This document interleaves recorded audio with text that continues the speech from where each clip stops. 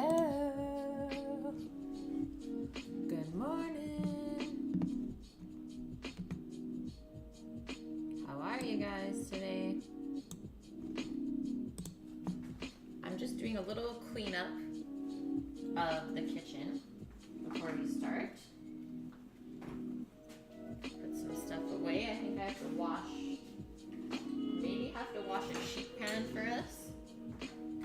And then we're gonna start by making a smoothie first thing together. So you guys get to see what I typically eat during the week. My staple food for Sammy and I.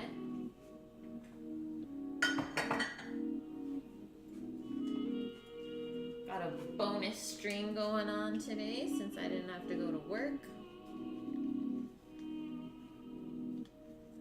And same thing happening tomorrow.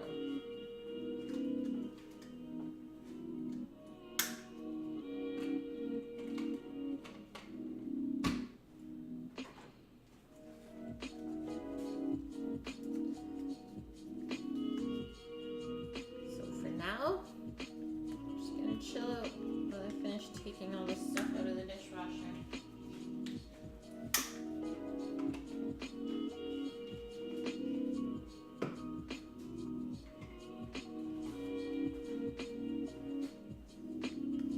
What, it just wants to focus?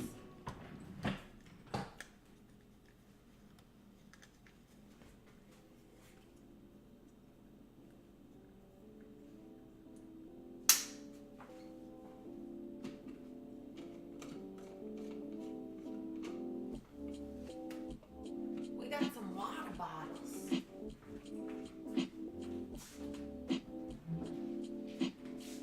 I think we have enough now. You needed these? Yeah, I've already got mine. Okay. Because it leaks every time, so. Okay. There's no more room on the shelf. She is full up.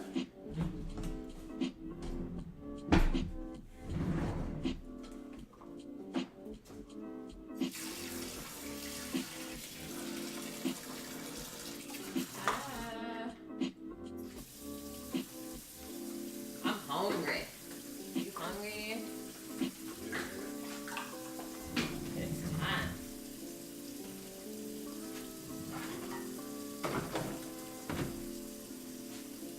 This is behind the scenes with Cook with Kate, I guess. You guys never usually see this happening on here. But real life, guys.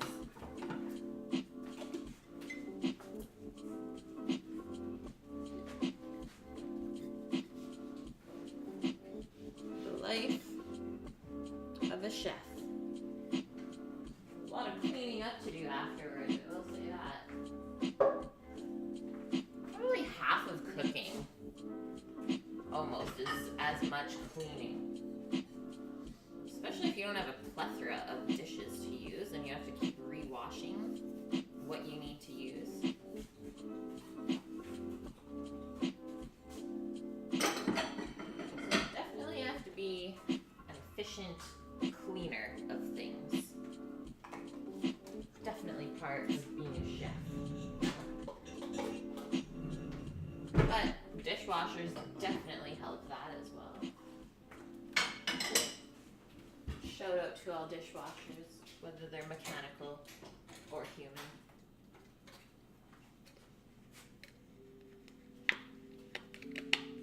Sammy's playing around with lighting. Playing around. I'm gonna make Sammy some lunch today before we send him home to work. He's working a late shift today.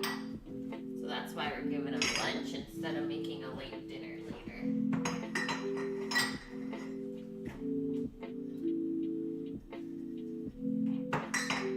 Okay. Pretty much all the clean stuff is put away. We're gonna put all the dirty stuff into the dishwasher now. Kind of clear up the area. I don't like cooking when it's cluttered, as you guys can tell. And yeah, typically I don't stream at this point. Oh, guys, thanks for the host. Thank you so much, Vaders. It was good to see you this morning. I was like kind of lurking as Sammy was watching. I was getting ready for stream, but it was so good to see you guys. Thanks for that. How's it going? How is your painting, your arts and crafts? It looks pretty relaxing. That's right.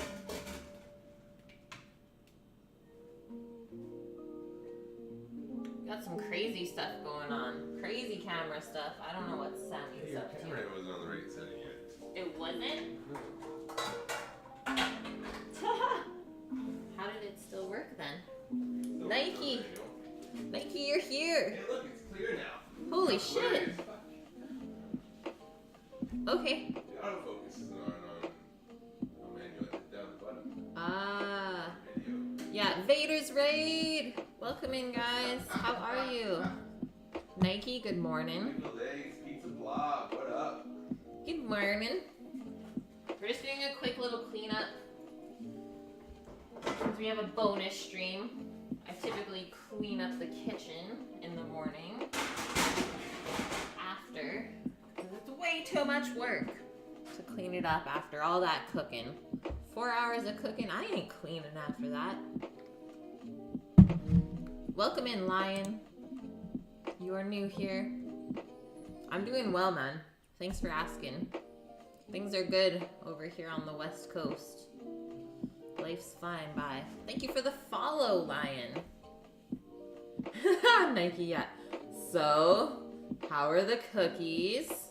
Well, you pretty much saw what happened to me. Nothing crazy, for sure. I was definitely still able to function. Maybe a little bit more giggly and, like, relaxed. But I think the dosage is just really low in them.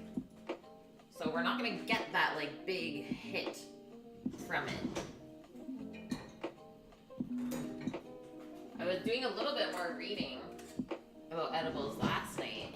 And, like, most dispensaries tell you to start with a 5 milligram dose of your edible.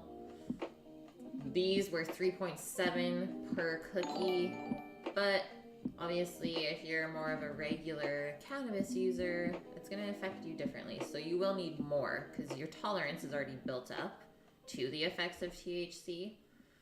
So maybe next time I would say just add more of the cannabis butter. Or I am going to try to decarboxylate it differently next time I do it, and hopefully that would work a lot better. So maybe I will try Chef de Party's recommendation and just do it in the slow cooker outside overnight. We'll see. I don't know if I should actually do that here because the bears might find it. No, it'll be fine. Or the raccoons or squirrels or some kind of animal is just gonna get high as F as we sleep. It'll be fine. You made an infused beef jerky. That sounds amazing. Hey, Box Fetish. Good to see you today. Welcome back. You need to grind it a little more. That's true, Nike. See? I'm a rookie, for sure. You guys gotta teach me. Definitely not pro at everything.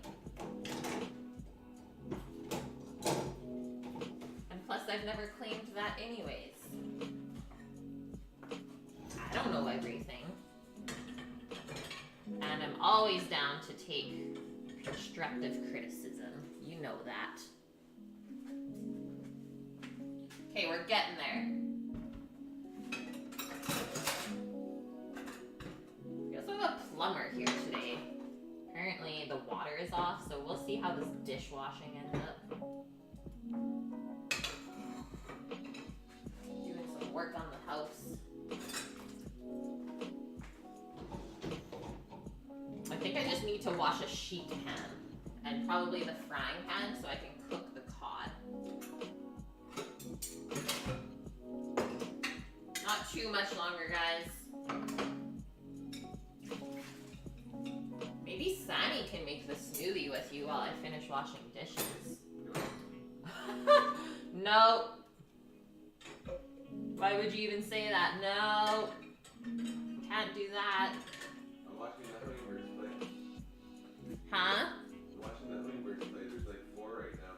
4 Hummers. Yeah. The box man cometh. Yes, he has. Praise the Amazon gods.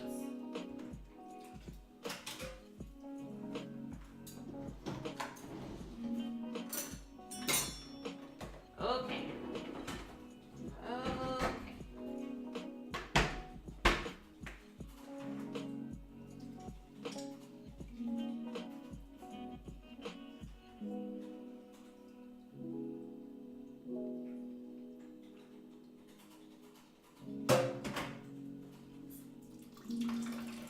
Oh God, guys. Do you hear that trickle of water? That's it on full blast. Oh no! Dishwashing may not commence. It may not happen.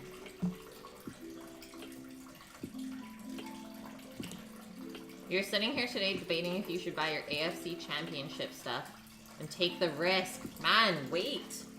You gotta wait. Unless you're like a magical god, Nike. You can predict the future.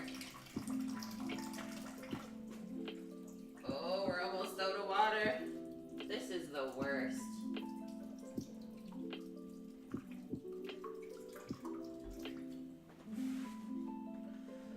Okay.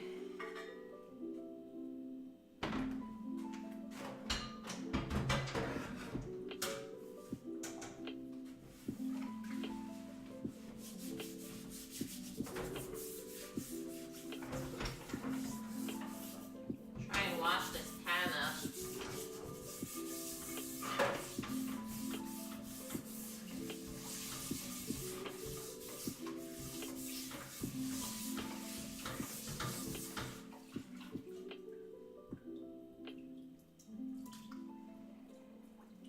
The trickle. This was not well planned. And that's it for water. You boil cold water. No, there's nothing that comes out of the tap even. Oh, then you no water. Okay guys, streaming today. No water. Let's go. Let's go. Well, at least we have one clean frying pan. Better than nothing. There's a couple more in the drawer too. I know. Yeah. Sammy, let me play along here. You're not gonna help. You stay out of it.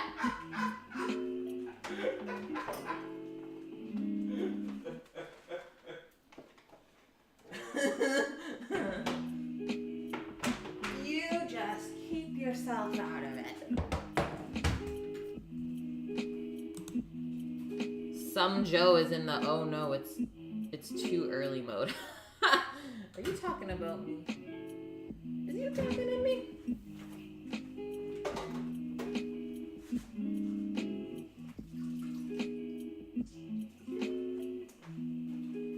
Okay, one quick wipe up. Man, we really made a mess yesterday. This is a fact indeed. And honestly, I'm probably just gonna put a white cutting board over my cutting board. That's where we're at in life.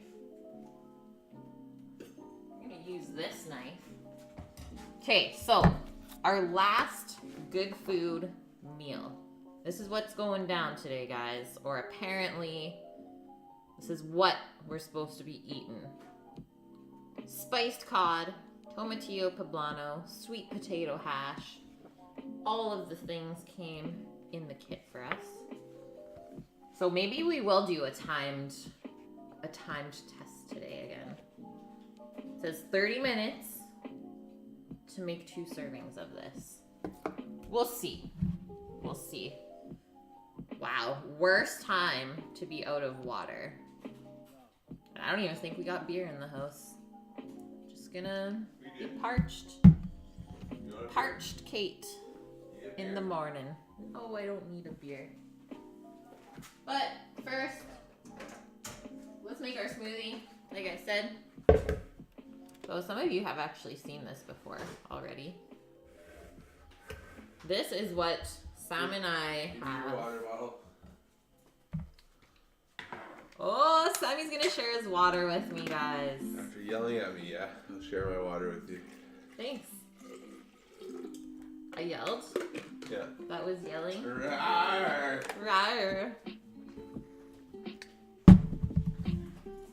Don't drink it all at once. Okay, so fruit and vegetable smoothie. This is pretty much what kind of sets us up for success during the week. As you know, chefs don't have the best eating patterns while we're at work. A lot of standing, not a lot of time to sit down and actually enjoy a meal, so usually it's just hoovered in there. So having this smoothie first thing kind of sets us up, gives us lots of good energy for the day, just in case there's no time to make staff meal or make food or eat it for yourself.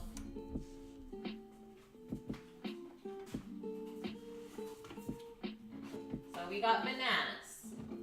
We have an isolate protein powder. So the isolate protein has less dairy in it than the whey protein, which it's easier to digest. And I think this is like the key in our smoothie. This all greens powder. It's like an antioxidant powder. Keeps me healthy for sure. And then we got some peanut butter.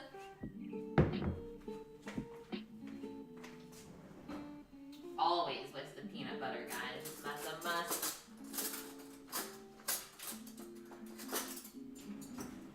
It makes it taste like a peanut butter jam sandwich when it's done.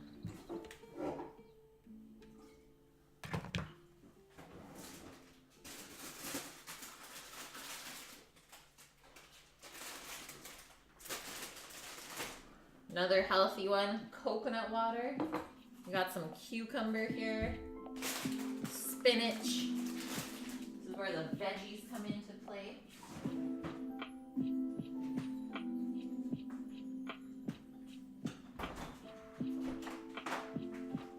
And lastly, some plain non-fat Greek yogurt.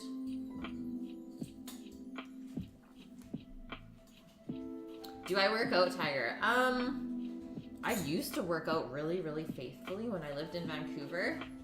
I actually did like a bodybuilding competition, and honestly, it's just a little, actually, not even a little, it was a lot too excessive for me. Definitely not like a balance of life there. So, taking it back a bit since I left the city, and kind of moved more into like a yoga type of workout dealio going on. But I try to eat pretty healthy. I will say that. Yeah, I lift 1 pound burgers up to my face every day.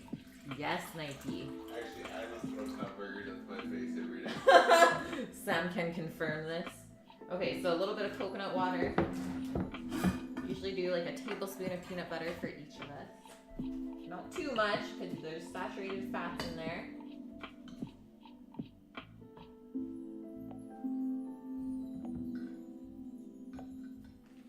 And crunchy all the way. You can fight me on this if you do not agree. We can fight it out.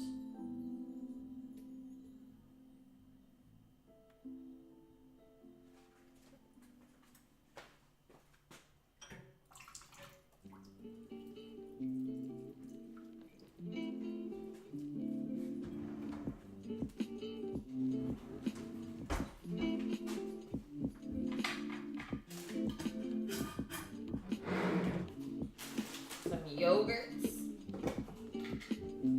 the yog, as I call it sometimes. And the yogurt's going to help with digestion as well. Lots of good probiotics, healthy bacteria for your gut. So I definitely put a good couple of spoonfuls of that. And because we're putting fatty peanut butter in, I usually keep my yogurt,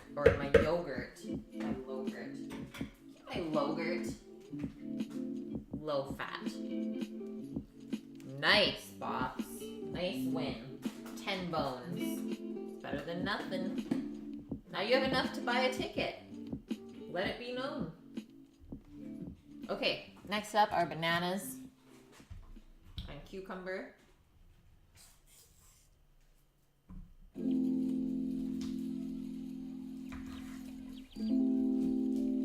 This is gonna be my dinner today. Kind of going backwards with this because we're cooking lunch at home. Usually it's the other way around. Holy, Sammy. You got some bones, boy.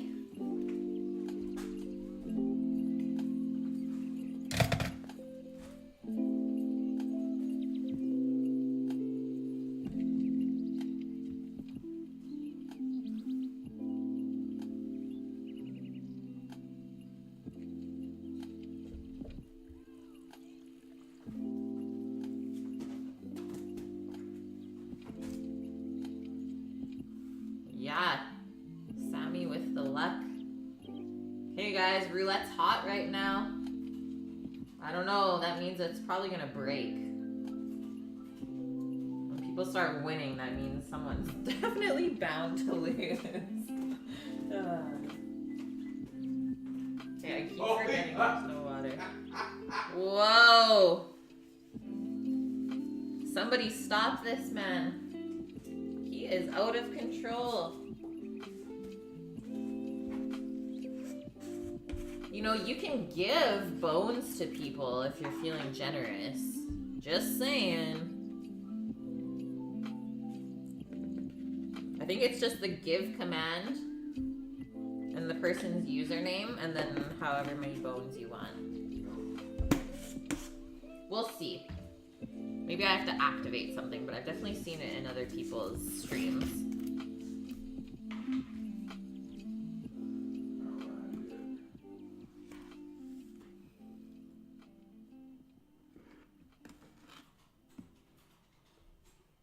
But yeah, guys, if you were not aware... Oh no, now they're losing. We do have a giveaway going on right now. And we don't have that many people even entered. So, like, I don't know about you, but I would definitely be in for, like, some free cooking ingredients and food and stuff like that. And it doesn't cost anything except your time. And the way you enter is with your bones. It's 20 bones a ticket. There are some people that have bought, like, over 100 tickets already. But it is going to be a random draw on the interwebs. You can't blame me for nothing. It's not rigged. Hey, Annie. How are you? You've graded half of your exams. Still have 15 pre-calc exams, 5 physics 3D exams, and 4 AP physics exams to grade. You're almost there. You are almost there. How late did you stay up to do that? Might just flip this board over. Okay, we almost have everything in here. Next up, a good handful or two of spinach. And so the cucumber and spinach, yes, they are vegetables, but no, they are not strong in flavor, which is why I choose to use them in my smoothie.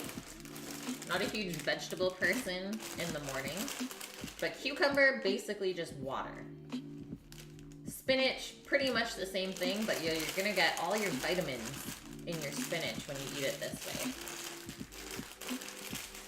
And once it blends up with the frozen pineapple and blueberry, you really don't taste it.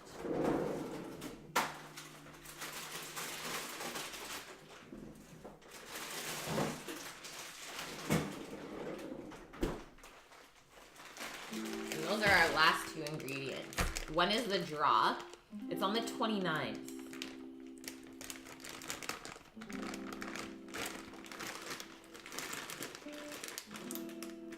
Only 12 lab reports to grade and comments for 55 students. Holy smokes.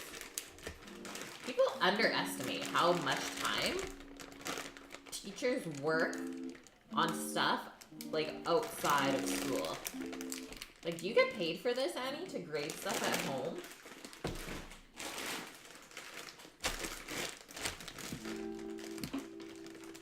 Hey, Neptune, welcome in. How are ya?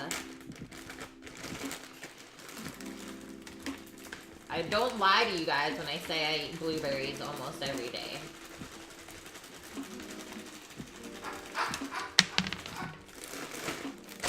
Man, should go to Vegas. They go to Holy Sammy. 29,000? So that's where all the bones are then. Protein, just an amateur teen that gets paid for work. Yes. Yeah, I'm a pro teen.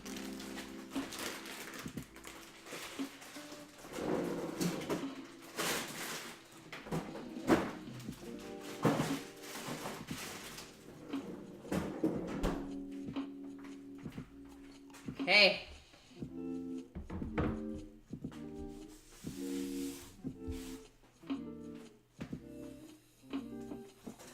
Now we can blend it up. Those are some layers, hey guys? This is the part where you add the cannabis. No! I want to be productive today. Usually this is like a work day for me, so I can't mess around like that. Not fair. Usually I'd be at work busting my butt off, so I have to do the same thing if I'm at home today. Some weird shit going on up there. Spinach and blueberry in the same meal. Believe it, Annie. This is gonna be loud, by the way. You guys want to turn your headphones down? Probably.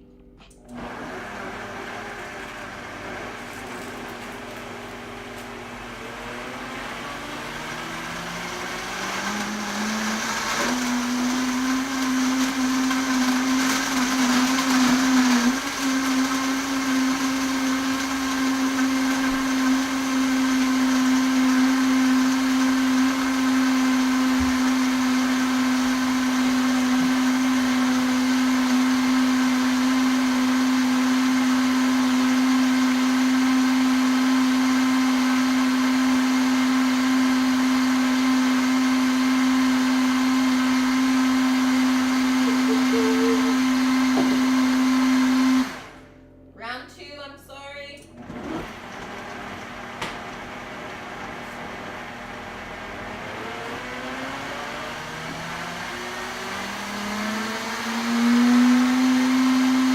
What?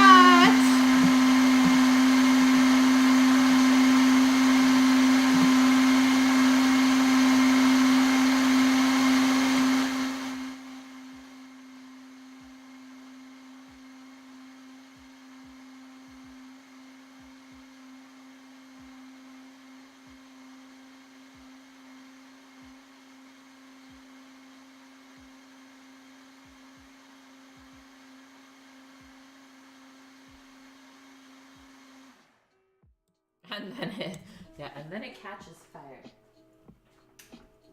Okay guys, perfect pour. Let's go. Let's do this. Obviously, green for Sammy. Get my head in the game. Yeah, that's definitely an industrial strength blender, and I don't know how many smoothies this thing has made. But typically like minimum 5 days a week.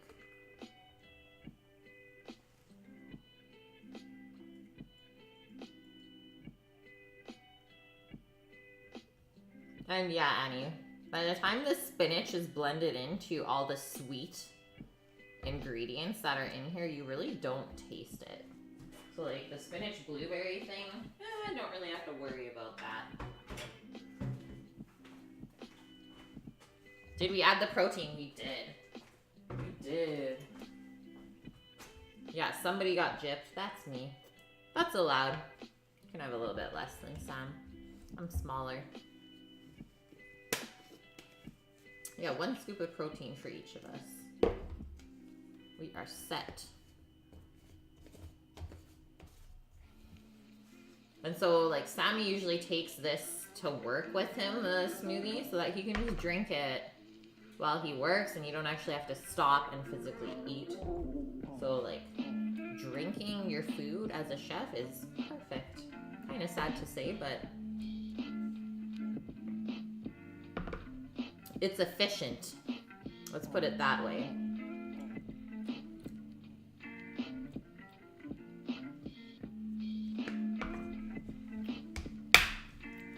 Okay, couple sips. I'm good to go now. My tummy was getting super hungry. My little tum-tum. Okay, let's get into this box. The last meal.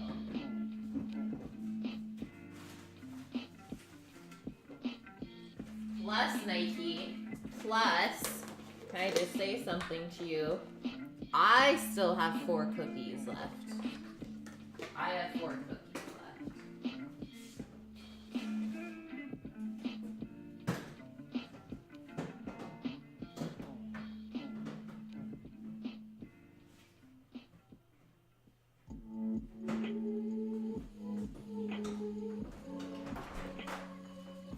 And they're mine. All mine. Yeah, chefs are known to drink while they work. Okay, so cod today, guys. This is what lunch is. So this is the protein that I was kind of most disappointed about, let's say, when I opened up the meal kit. So wild caught ling cod. There's a lot of liquid in this bag that they sent it in, and so I did like further reading on all of this writing that they put on this label. And there's actually sodium phosphate in here to retain moisture, which I don't know how I feel about that. I don't think that should be in there. I mean, just give me the fresh fish and we shouldn't have to be retaining moisture. So it's previously frozen, not actually caught in Canada, it's from Alaska. But at least it is sustainably caught, so can't really be too upset about that. Bye, Annie. Good luck with grading. You had a 20 milligram edible about 2 hours ago. Stupid anxiety. Be careful, man. If you mess with your brain like that, like, dealing with anxiety is not a fun thing. Like, kudos to people who, like, feel a panic attack coming on and are able to, like, just push it away. It took me, like, a good year to be able to do that. Blue Blue! You're watching me in HD? Epic. Okay, so we got some sweet potatoes for our hash, our poblano pepper, some tomatillos, which are actually not part of the tomato family. They're actually related to a gooseberry family. Got some pumpkin seeds along with this, a barbecue spice blend, a couple of scallions, and a lime. Perkin, Durkin, Perkin. A derpy derp. Okay, so our instructions, or our introduction to this meal. Every occasion is a good one to use our unique barbecue spice blend. Tonight we're going off the beaten barbecue track and seasoning this delicate white fish with a combination of brown sugar, onion, and hickory. So there's a smoked spice in there. A pinch of crunchy toasted pepitas, aka pumpkin seeds. Garnish the fillet, and then a bed of roasted sweet potatoes, tomatillos, and poblano peppers create the perfect hash for a warm, wintry treat. You mean saltfish? Yeah, sodium phosphate fish. Come on, guys. You might get the Swedish chef tattooed on you. That would be epic. My next tattoo is gonna be pizza related. And I've been hemming and hawing about getting it while we're in New York. And honestly, the only thing that's holding me back is like the healing part after is so annoying. And I know I won't have too much time off from work before or when we come back. So dealing with healing a tattoo, it's gonna be on my back, is just like something that I don't feel I want to deal with. Hey Vyun, welcome in, man. It's great to see you in here. Saltfish is delicious, but very difficult to perfect in a meal. I agree. Usually saltfish is like put into things, right? It's like saltfish and potato cakes or something like that. Okay, so our first step here for our meal, let's see what they say for us. You saw Sammy's attempt at the Duck Hut stream. Nice, Vyun. Did you like our little drive? I was the driver. We had to cut that stream off because where we go up to grab those duck eggs is our network actually switches over to American network because it thinks we're there, we're that close to it, and then we would end up roaming, so we don't want to pay for that. Okay, so we're gonna roast our sweet potatoes first. It says preheat the oven to 425 Fahrenheit.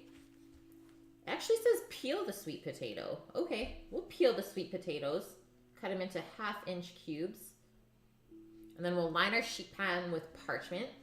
Toss the sweet potatoes with a generous drizzle of oil. So this is something that we figured out the last couple days making these recipes is they do not include oil with them. So you better hope that you got some kind of oil on hand to be able to cook all this stuff properly. So we'll drizzle it with oil, season it with salt and pepper, roast it in the oven, 20 to 25 minutes it says. We'll toss halfway through to ensure even browning. Living the zero bone dream. Yeah, you can talk to Sammy about that. So oven, 425 Fahrenheit.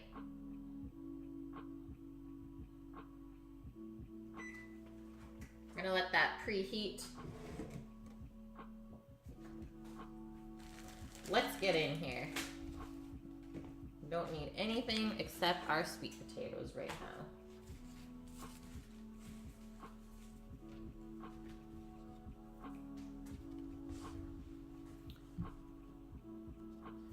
I don't even think I need this.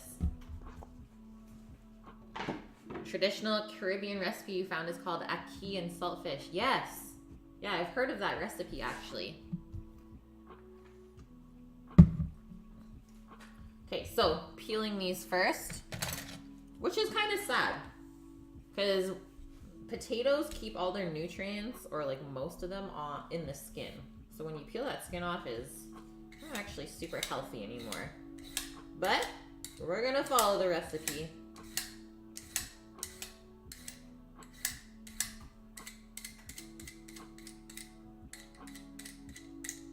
And usually the skin gets nice and crunchy when you roast it too.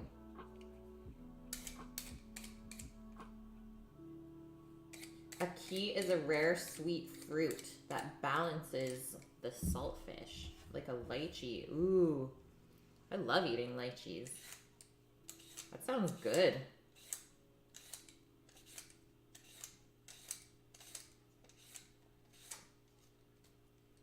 Get out of the peeler.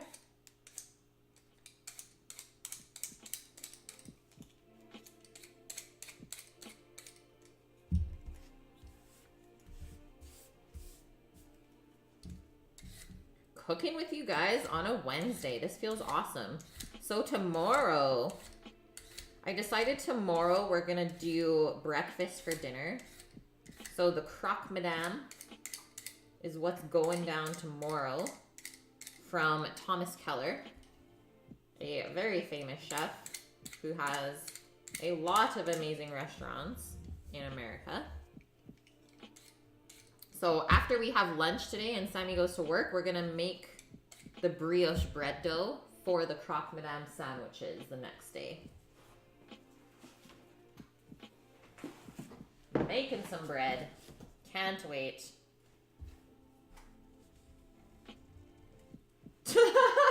Box. I've not seen Bird Box, so I don't really get that reference, Nike. But I do like how you got Trump in the mix there.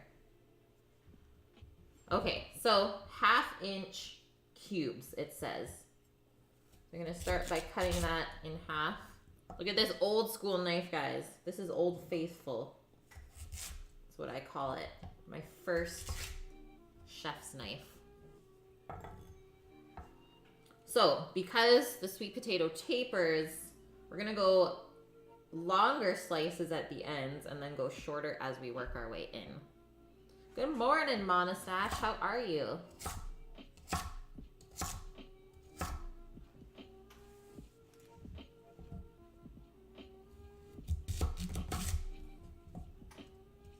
This blade is so different compared to my Shun. The blade is so much thicker. So cutting something like a sweet potato, not the best.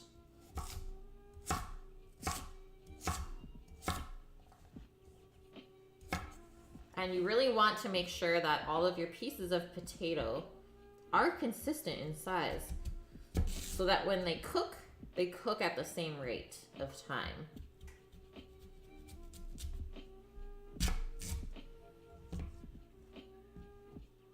Drank. You're doing okay. Managed to drop a big wooden dowel on the back of your head. What? Oh my gosh, Monasash. Hope you're okay.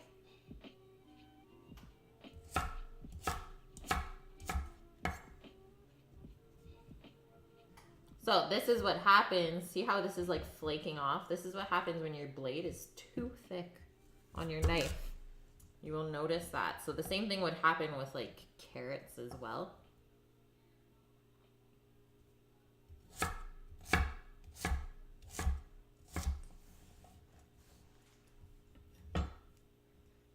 A big wooden towel. Yeah, how did you get injured with a towel? A dowel. Yeah, how the heck did you even do that, Monastache? Okay, just grabbing a parchment sheet.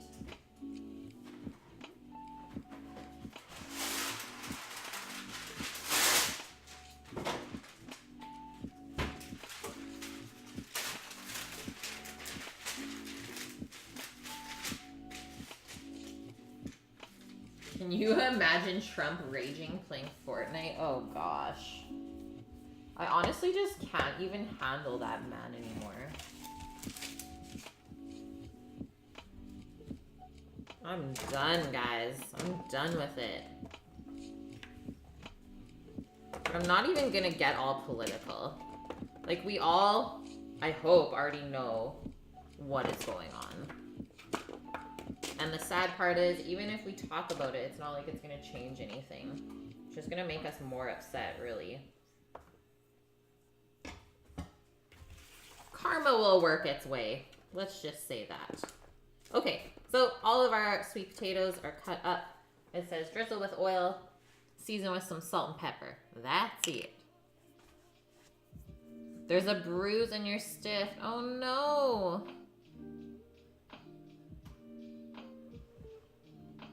Did it go political? No. No, Jabrins. We are staying the farthest away from that.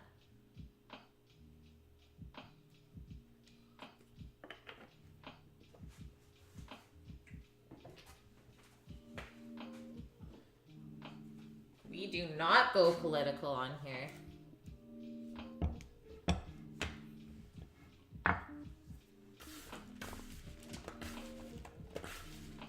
Vune, you're cooking?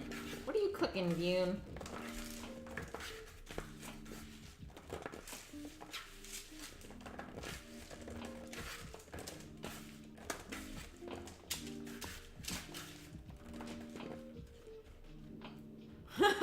Okay, here comes Monastache's story. We were using the dowel as a clothesline. You managed to knock it down on yourself when you were reaching into the closet. No! Oh no! That must be a big ass dowel then.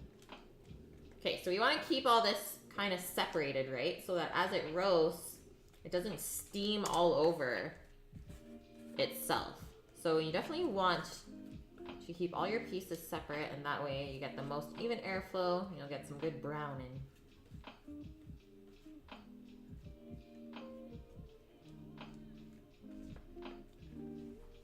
That looks good. Ugh. Streaming with no water, guys. This is like a good challenge. I'm on Cutthroat Kitchen right now. Viewing a bastardized version of salt and boca a la Romagna, but with chicken instead. That sounds delicious. Pardon me, Sammy? Cutthroat Kitchen, I'll just unplug the stove. You have no stove to use. You can still heat up the food. You would not get lunch. Do you want lunch? I have a smoothie. I'm good. I have food at work. Okay. Okay. Blue says, hi, Sammy. Hello.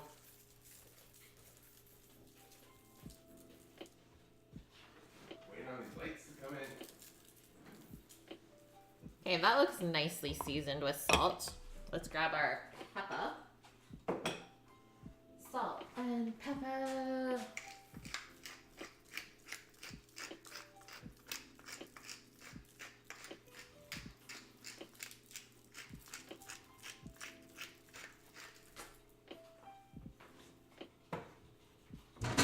Ouch.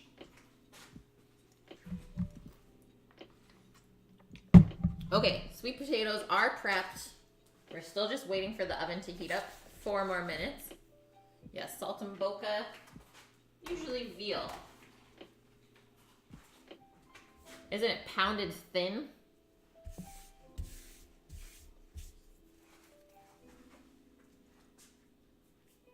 Next up, it says mise en place, guys, which means everything in its place. So while the sweet potatoes roast, we need to juice the lime. Remove and discard the papery husks from the tomatillo and small dice them. Cut off and discard the root ends of the scallions. Thinly slice them, separating the white bottoms and the green tops. Ooh, we're getting fancy here. And then we're gonna core and small dice the poblano pepper. It says, thoroughly wash your hands after this step. The pepper can be spicy. And that is accurate, guys. Poblano peppers are like basically pepper roulette. Sometimes they will be super mild. Other times they are so spicy, it's crazy. It is crazy. Okay, so let's prep all this small stuff, and it keeps everything separated. So what, we need 5 different containers. Anything Italian tastes good with chicken. Oh, that's kind of accurate. So I'm gonna roll the lime first to loosen up the juices in there.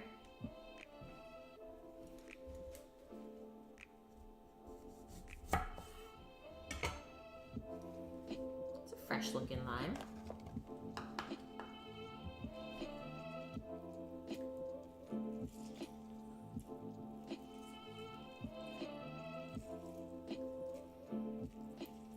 Best thing about limes is there's no seeds. Try and get all that juice out. Vune, I love how you're cooking dinner. And I'm like making brunch, let's say. It's not even noon yet.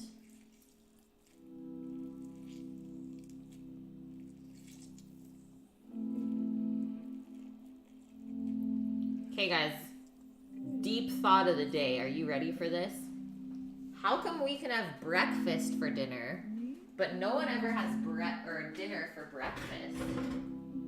How come we have breakfast for dinner, but dinner for breakfast is not a thing?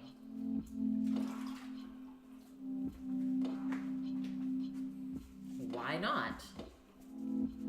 Food is food. Yeah, what about Brenner? Exactly. You always have dinner for breakfast. Okay. Maybe it's just me then. Fine. You fall asleep before dinner time. Okay, so tomatillos. They come in this nice little papery husk. We're gonna have to wash them up a bit. Breakfast for dinner is one of your favorites. Me too. I grew up a lot eating breakfast for dinner. But it's like, how often do you go out for breakfast and they're like, today we're serving up like a dinner meal. That's never a thing.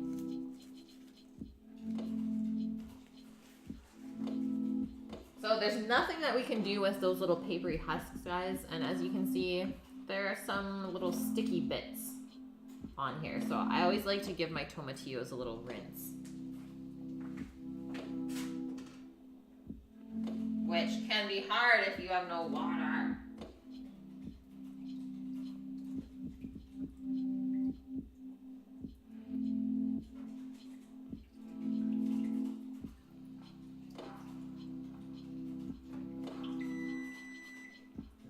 Hey, that's our oven saying we're ready.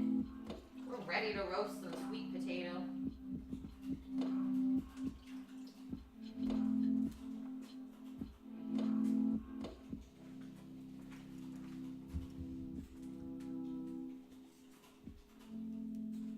It's not easy to have a heavy meal in the morning. I agree with that. Like that whole smoothie that I made usually takes me like a good couple hours to fully drink the whole thing because it makes me feel so full.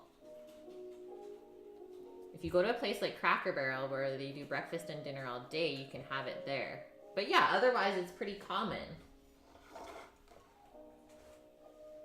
Okay, so sweet potatoes, trayed up, cut into consistent sizes, oiled and salted and peppered. Going in the oven, I'm gonna set a 10-minute timer. That's our halfway point. We'll give those a little toss around at that point to ensure even roasting. Yeah, or if you wake up at 5 p.m. or if you go to bed at 5 a.m. You guys, just solving problems, hey? So, small dicing the tomatillo.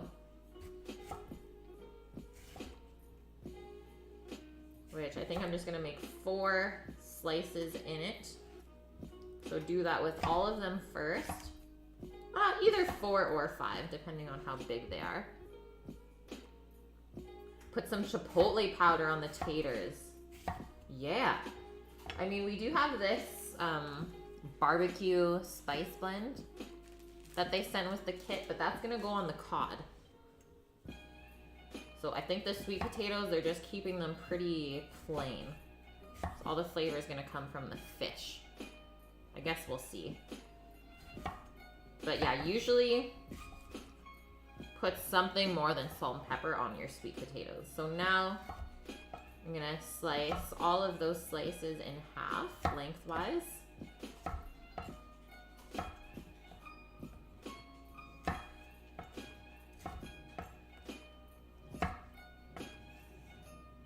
A full English breakfast. Oh yeah.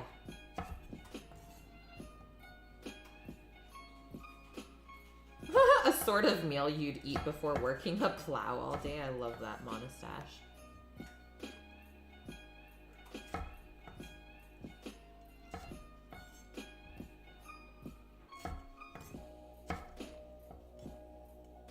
What are you finding, Sammy?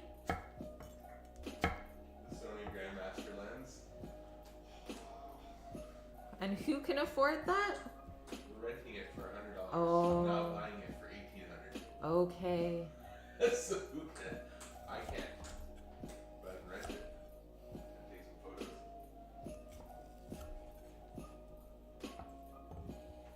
Okay, so line up all our slices now.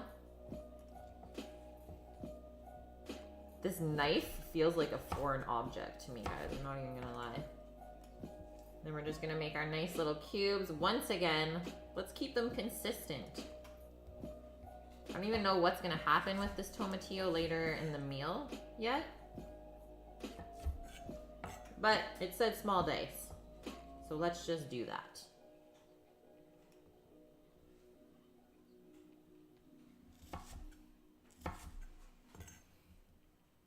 Yeah, beans on toast, so good. Canned pork and beans.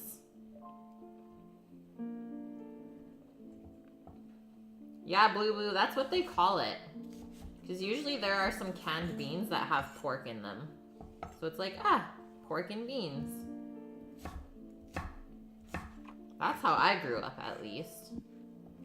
Beans on toast with melted cheese and Marmite. I don't know if I've ever actually tasted. Actually, I think I've tasted it once. Marmite, Vegemite, sort of dealio. I don't know, guys. I don't know what this madness is.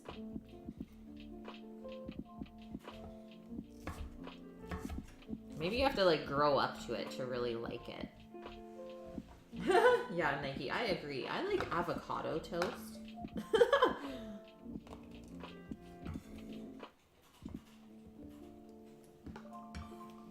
I saw a meme the other day about avocado toast, and it was quite accurate.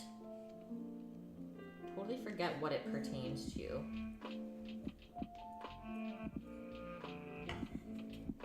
It's like, I think it was something along the lines of, it's like, well, you wonder why millennials are so weird when they go out to eat. Well, you brought them up on avocado toast. And I was like, yeah, see that. Okay, just cleaning up our tomatillo seeds.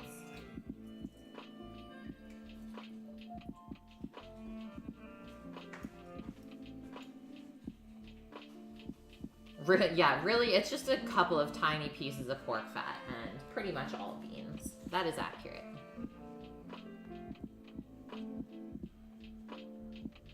So, ends off of the green onions, and then usually there's this piece on the outside that I always just peel off as well. It keeps it really nice, though, I have to say. So we sacrifice that piece on the outside for a perfect green onion.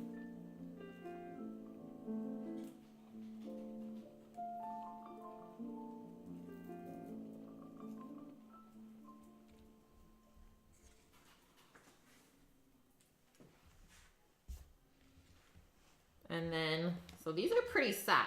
It's like, you want me to separate the green and the white, but this green part is like flop. Shit ain't fresh anymore. But we will do this. So let's do somewhere along the lines of that, I think. Turn this around, line it up at the even side. And we're just gonna do nice thin slices.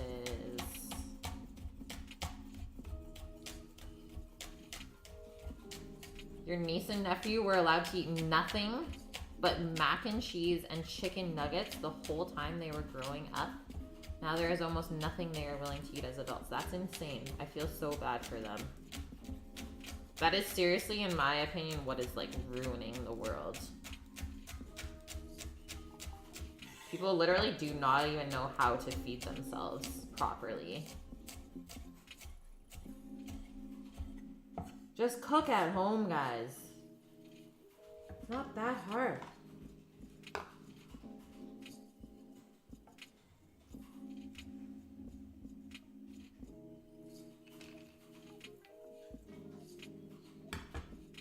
You just had cheese fries. Yeah, you know how to feed yourself, Nikki. You're always munching. You're well fed. Yeah, it is upsetting to see people just like limiting what they eat. And it's like, well, no wonder you're like developing allergies. Wow, this onion is so strong. I'm crying. We're getting emotional in here, guys. cutting blind. Tears in my eyes. Void Council, how are ya? Welcome in.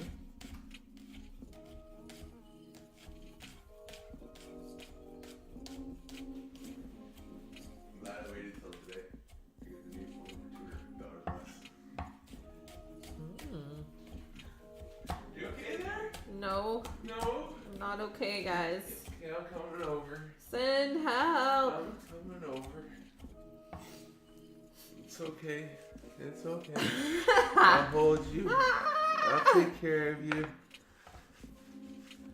That is strong. Right? That's a strong green onion. Whew. Crying.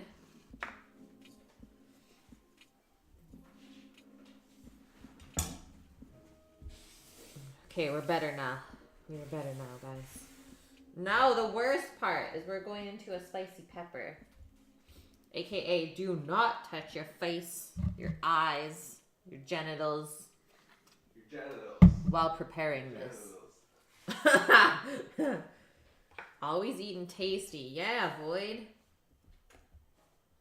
Yeah, protect me from the onions. Okay, so core and small dice the poblano pepper, it says. Why don't I use the blender for onion? Because we wanted really nice, perfect thin slices for it. And the blender would just kind of mash it up, right? So a little bit of a different preparation. Indog, how are ya? Wait for it, Indog, wait for it.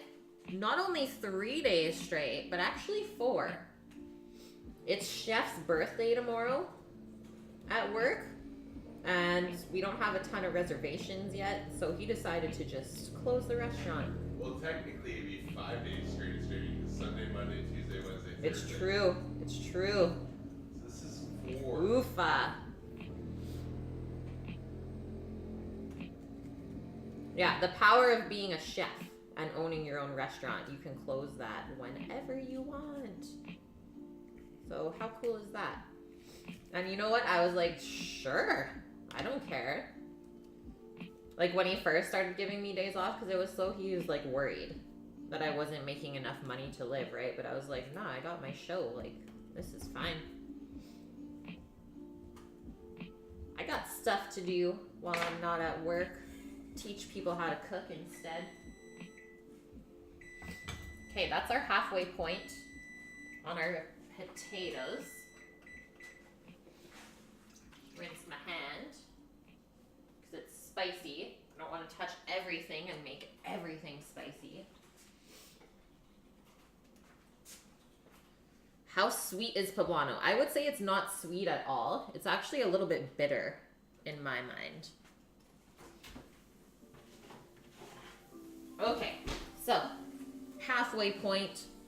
Not too much browning happening yet, and I don't even think I'm going to toss them around for that point. If I saw that there was some pieces on the outside getting browned, I would put them to the inside so they cook a little bit slower. But I think I'm going to just turn the timer on for another 10 minutes and keep that going.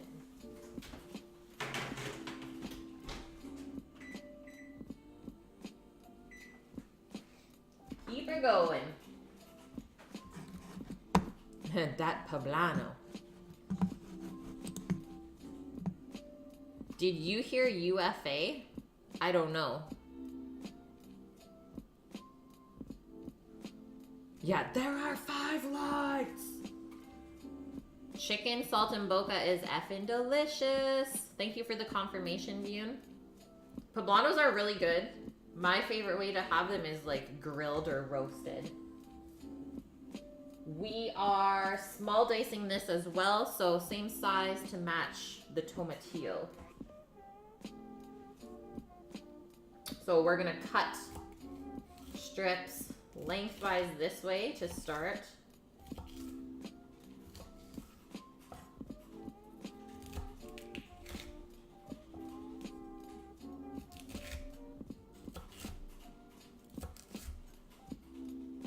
And we'll take half of it, turn it this way, and cut little cubes. Small dice, guys. Small dice. And let's see if this is actually spicy.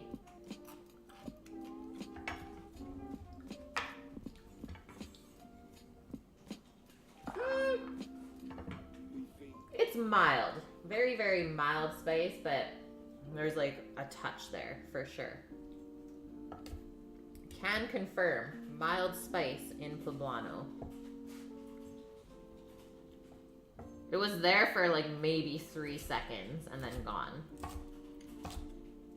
And it wasn't even like a spicy feeling. It was just a little tingle on my tongue. Haven't you seen Chicken Run? I love that movie. There we go. Okay, next step. Toast the pepitas. In a large pan, heat a drizzle of oil on medium-high. Add the pepitas and a pinch of our barbecue spice blend. Cook, stirring frequently, 2 to 4 minutes until toasted, golden brown, and fragrant. Be careful, it says. The pepitas may pop as they cook. In your face. Okay. Coming over to the stove top. Medium-high heat. Drizzle of oil. So, little note about toasting seeds and nuts. Typically, the nuts and seeds have enough natural oil inside of them that you don't need oil to toast. But since we want a spice on there, we're gonna need that little bit of oil to help it stick.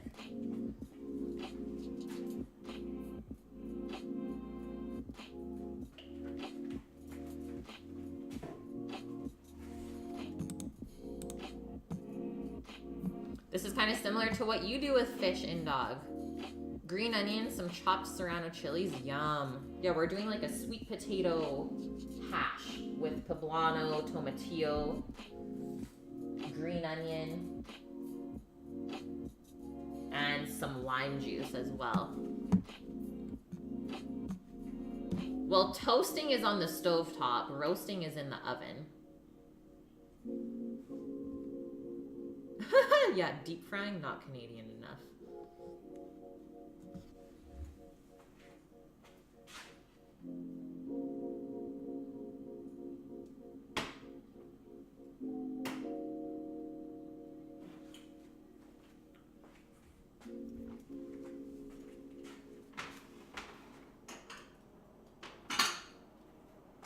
Clear this stuff off the stove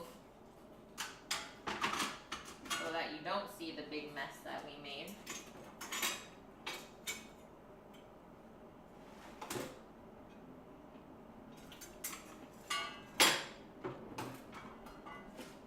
There we goes.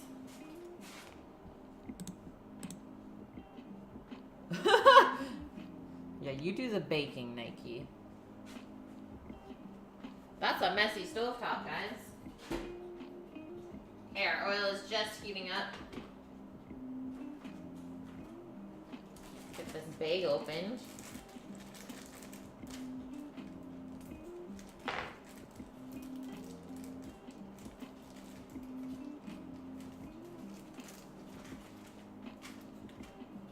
And while that heats, guys, I'm just gonna pop over to the bathroom real quick. Be back in like 30 seconds, as always. Hold down the fort. Vune, I'm looking at you.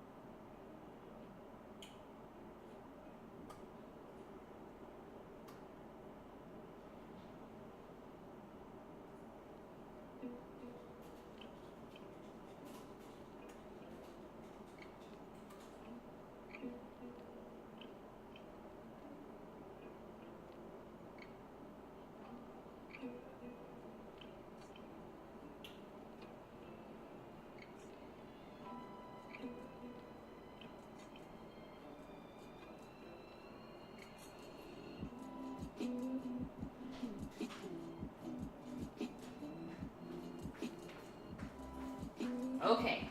The pan isn't smoking. We're okay. Time out. This is bullshit. There's no water. Yeah, we turned off the water. Yeah, who needs showers anyways? We'll blame Liz, actually. We've actually currently ran out of water due to Liz showering excessively. Okay, so our oil is hot.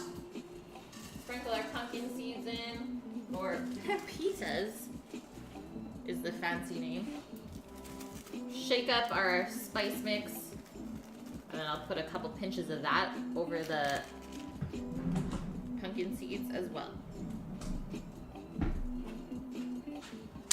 Whoa! They're popping. They were not lying. Okay. We better get this spice stuff on there. Ah!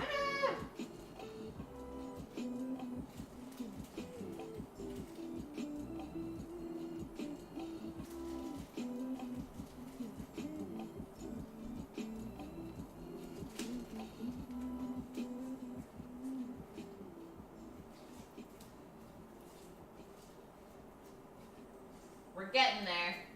Pumpkin seeds don't take long to roast at all or toast. Basically, just till they're golden and a little bit fragrant, nutty smell.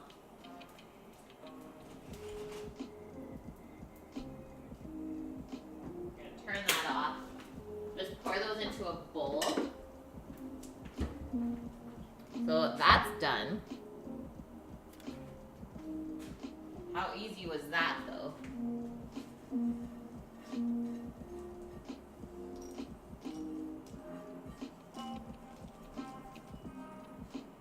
That looks yummy. I love toasted pumpkin seeds. Especially when you put some sort of spice mixture on them. Yum! Okay, so next up it says we're cooking the fish. I don't know how I feel about this, though. So it says we're gonna cook the fish, and then we're gonna finish the hash, which I think we should finish the hash first, and then cook the fish. Or do both at the same time, because I do have more than one pan available.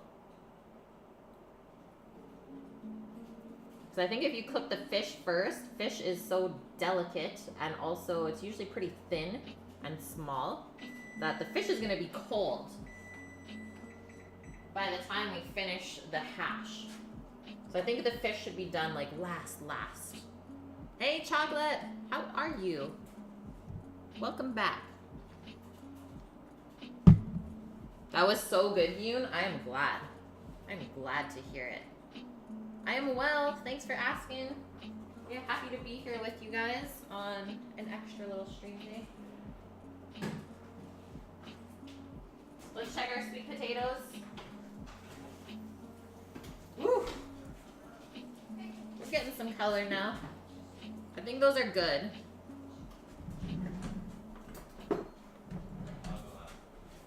Because if we kind of give those a little turn, definitely some caramelization there. So I'm just going to turn the oven off, leave them in the oven so they stay warm. And let's just have a little taste. It's really hot.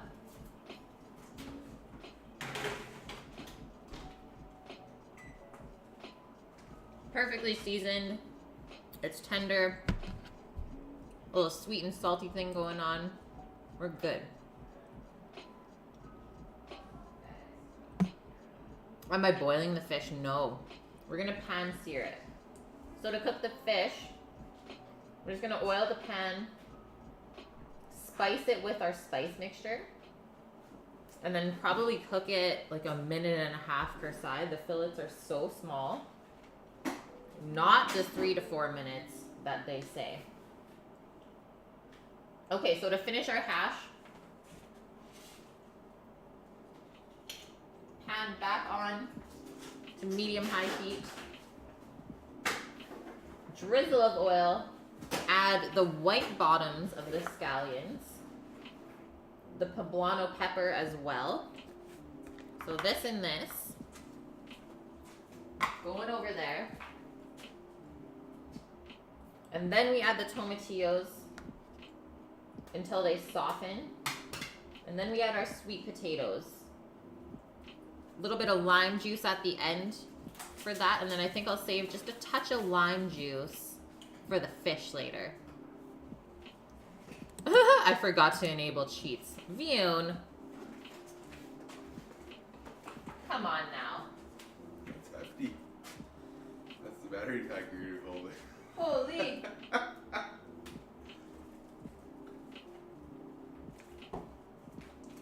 It's stove time, guys. We're cooking.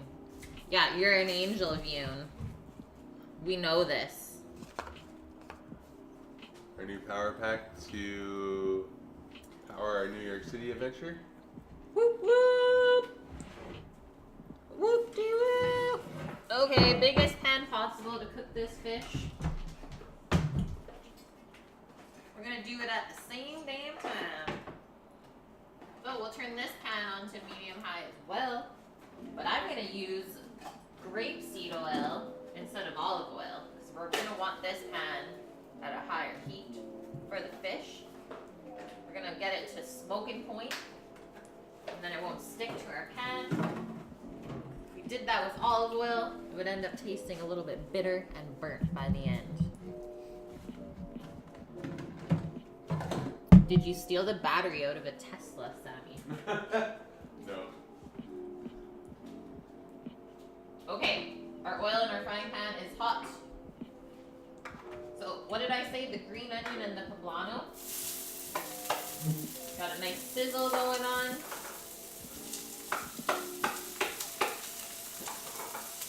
Let's do this.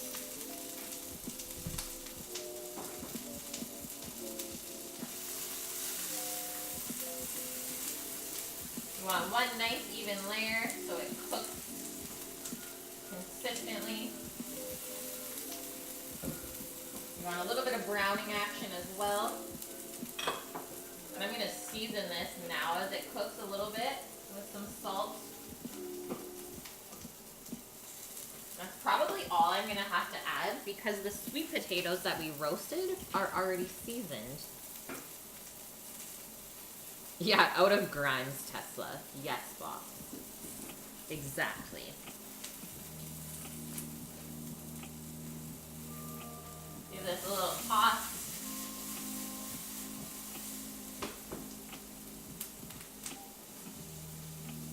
Now our peppers are popping. Popping peppers. And we actually have to prep the fish up real quick while those are going.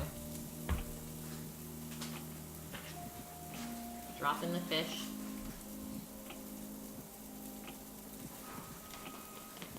So we just gotta spice it up.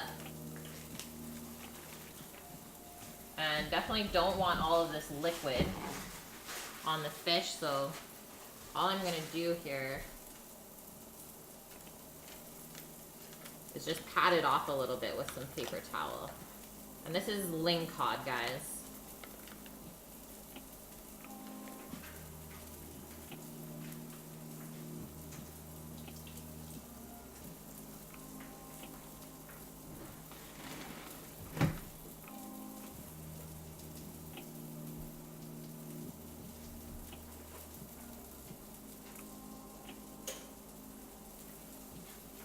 So do we also have to season the fish? We do. So I'm going to put the salt on first to season the fish, and then we'll put the spice powder on. I think it's going to be pretty good. This meal is looking good for sure. And actually this side, I'm going to flip that because that's both the presentation side.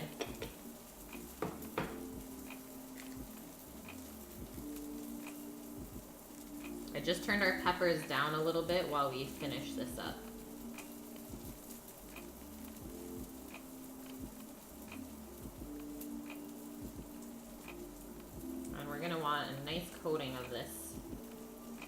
spice mixture on here, I think. And I might put just a little bit into the hash as well. Kind of disperse it a little bit more. Because I think it'll taste really good with the sweet potatoes too. And it seems like we have a good amount of it.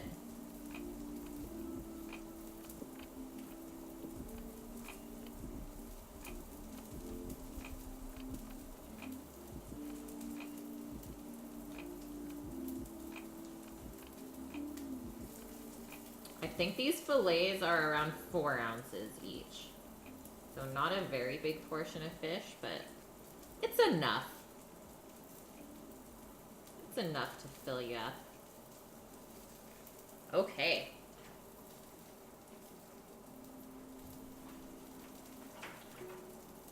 Rinsing my hands. Oh God. I got messed up real bad, guys. Ugh. This whole no water thing. Hey, Zeus. First world problem. Let's just come out and say it right now. Can't complain. Okay, so next up, tomatillo into this pan. We're still on a medium heat here. Give that a toss around. Our peppers and our scallion fried up nicely.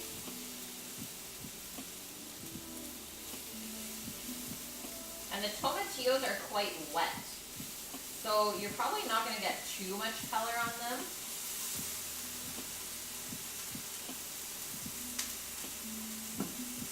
And this is where we can put in some of our spice powder, I think. Your mouth is watering, yes. Me too. I'm hungry.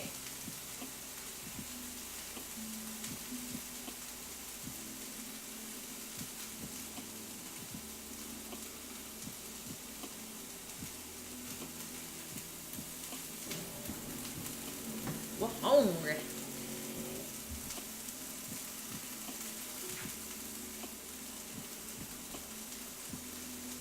Okay, I think I'm going to do a little tossy toss.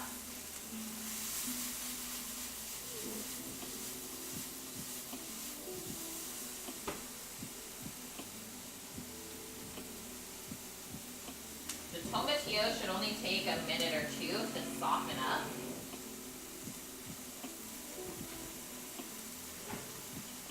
And then we can do this. So I'm just going to take the sides of the parchment and pour our sweet potatoes in.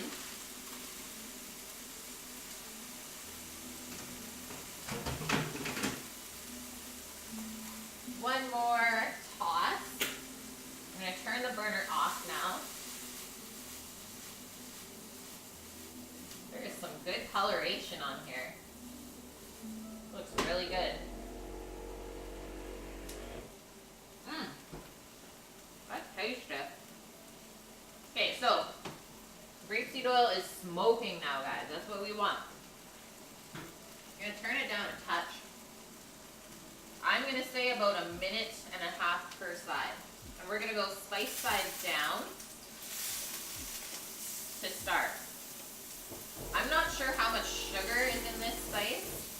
So I'm going to keep my eye on it to make sure that we don't burn that at all.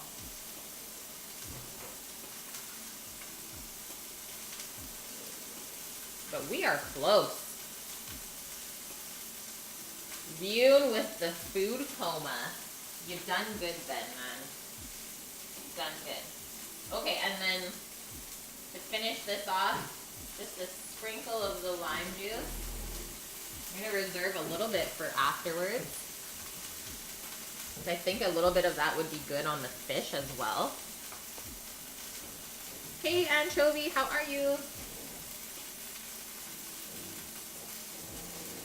Welcome back.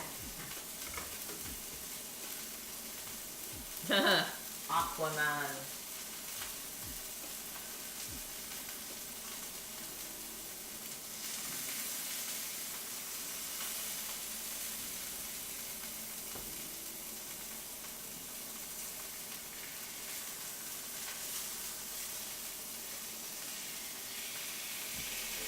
Okay, I'm gonna flip that now.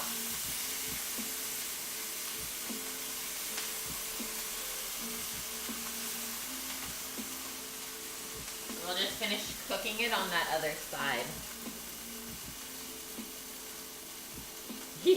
Yeah, looks like another delicious meal. I don't love how that spice mixture looks on there, but to each their own.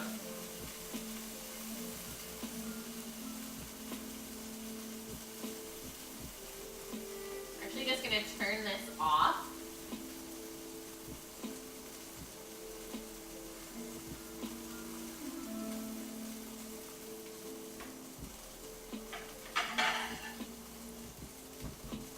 And we're almost ready to plate, guys.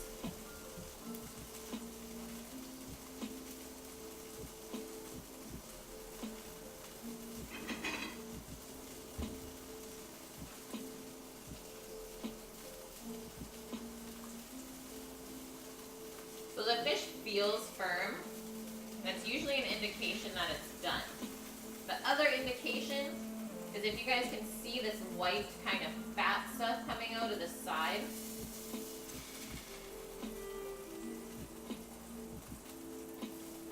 That's another indication that it's done. So think of the white kind of fat that comes out of the fish.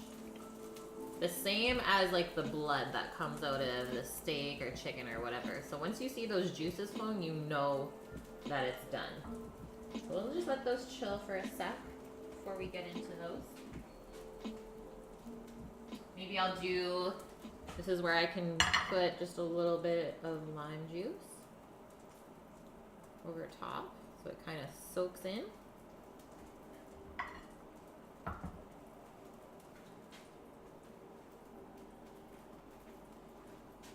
Here is our sweet potato hash with poblanos and tomatillo. I'm actually gonna just get a nice spoonful of this and see how we did. So I haven't really tasted it all together yet.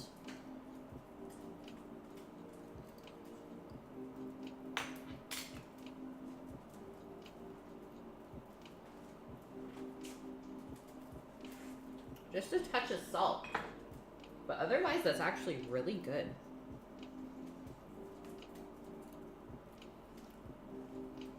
I love the flavor of the browned peppers and the green onion.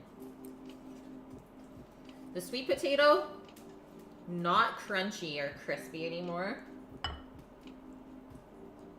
So if I wanted to be picky, I would say that. But when we're mixing the sweet potato with this kind of wet vegetable anyways, it's not gonna stay crunchy like how you think it is, unless it's deep fried.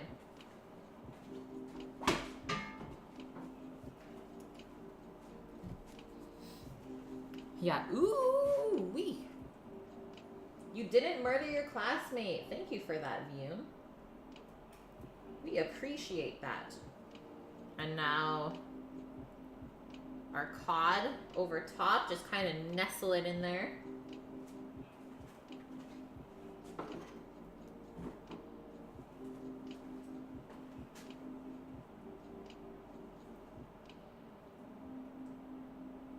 Garnish with our toasted pumpkin seeds and the scallion. So our toasted pepitas with a little bit of that spice on there as well. I'm just gonna go kind of a nice little pile on top, back in there, and around.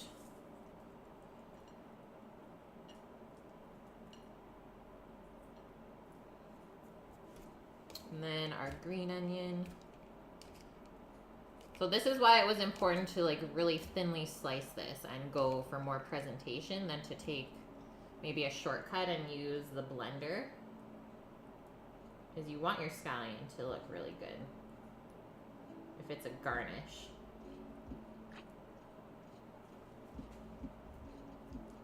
Something along the lines of that.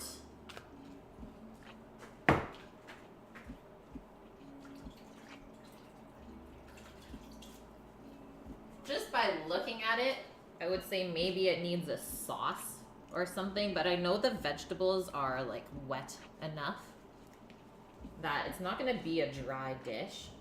But I just feel like maybe there's something, a component missing. But that's just me. So, there we go, guys. Another good food box. Let's do a comparison here.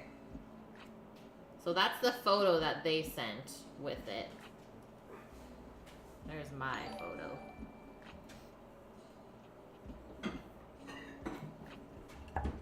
Now we get to taste it.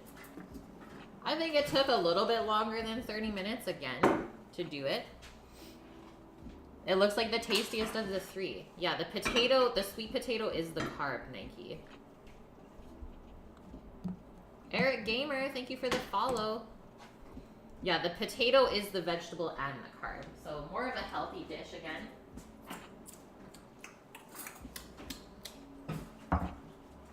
Did you get your garnishes? Garnishes. Rice would have the wrong texture. Yeah, you just want to roll with the sweet potato for sure. It looks pretty good, hey? I need to try this cod first. Know that I didn't overcook it, but I think I cooked it quite perfectly. It's moist still. I don't know if this camera is going to focus on it with the plate in the background. Come on. Come on. Go farther away. There we go. So the fish is still nice and moist. You can see it's glistening. I think yesterday's was better. So the texture of the fish, guys, can definitely tell there was like something put into that bag with it. So the sodium phosphate, which they put in there to retain moisture, gives it like a spongy texture almost. I don't know how to explain it. So the cod, in my opinion, it could be better. But it was a good thing that I didn't overcook it, for sure. I think maybe just a touch more salt, it could help it as well. But I do like the spice mix on there. I've always been a huge fan of like blackened fish. This is gonna be a big bite. Quinoa would work, Nike. I think quinoa, you could put this into here somehow. Mm-hmm. But like you can see, the juice is running out of the plate. Sammy, what do you think? Which one was the best one? I think the chicken was better. He says the chicken was better. So what we had yesterday.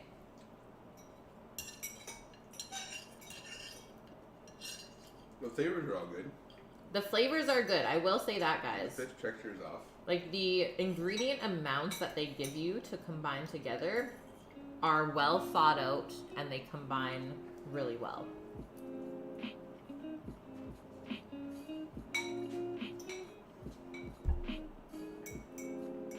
The hash is really tasty. Mm-hmm. And I do love the crunchy, nutty bite from the pumpkin seed.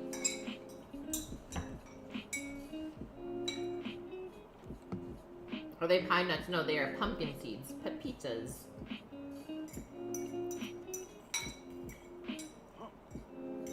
A little bit of spice from the poblanos in there. Yeah, there is just a touch of spice, which combines really well with like the freshness of the lime juice.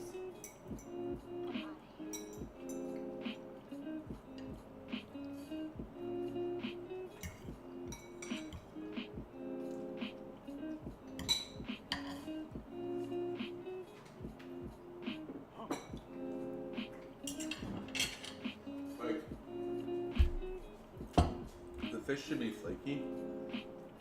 It just kind of like... Maybe it's mushy, actually. It's kind of like just like pasty all together. Yeah. So yeah, the fish looks flaky. Like when we cut into it, it looks flaky, but when you eat it, it's got like this kind of pasty, mushy texture. It's not as firm as it should be. And I kind of had a feeling that that would happen when I saw that they added sodium phosphate into the bag with it. Especially if the fish is pre-frozen, that's going to change the texture to begin with. If you're from that part of the States, it's pumpkin. Pumpkin seeds. Yeah, there is no M and P in there. It's pumpkin seed. Maybe twice frying the potato. Hell yeah. Yeah, if you deep fry these sweet potatoes, then that would be a proper hash, right? Because it would stay crispy.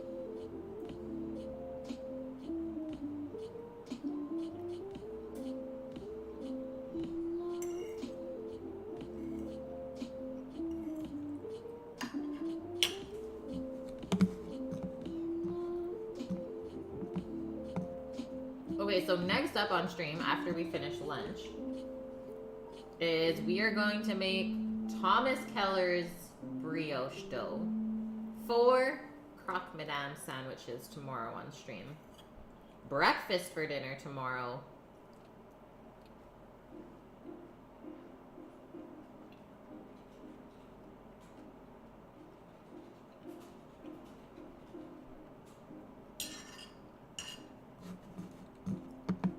Yeah, Blue, even shallow fry, but I was trying to keep it pretty healthy too, right? Obviously, the more oil you fry your potato with, the more oil it's going to take in. Not the best for you. The chicken was better though. Yeah, I think the chicken and the pasta was better, just because the fish is kind of lackluster here. So tomorrow, Nike, I'm starting at 4 p.m. PST. So it's going to be a little bit of a later stream. Simply because Sammy's going to be at work. And he's going to come home and eat around like 7:30 or 8. But we're going to be baking the bread off tomorrow on stream. We're going to be making a Mornay sauce, which is a cheese sauce with Gruyere. It's actually going to be a pretty simple meal once the bread is baked off. Basically, a croque madame sandwich is, like, let's say a grilled ham and cheese. So ham and Gruyere, topped with a sunny side up egg and cheese sauce.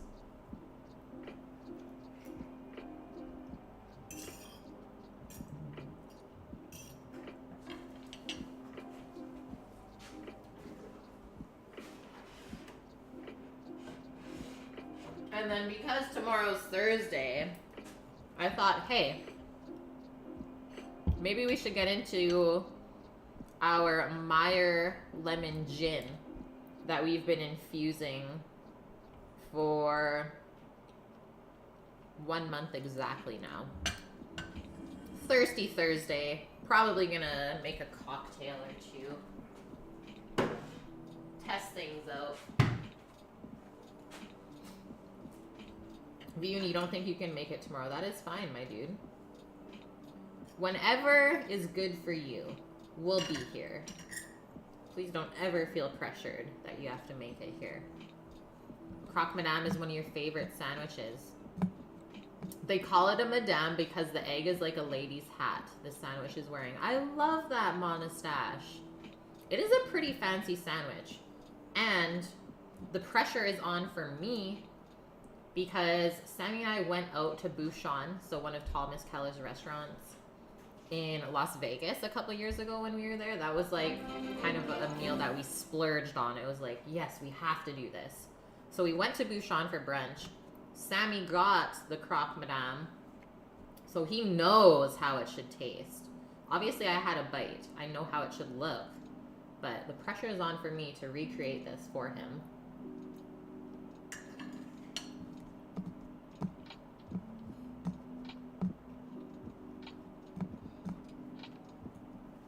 Chief, with the host. Thank you so much, man. How are you?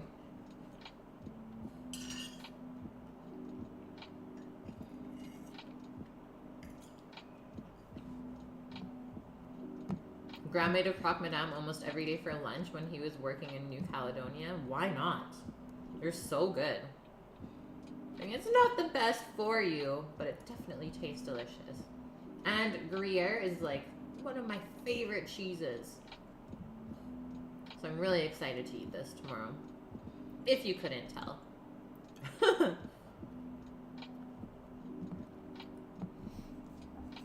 How's the day, Chief?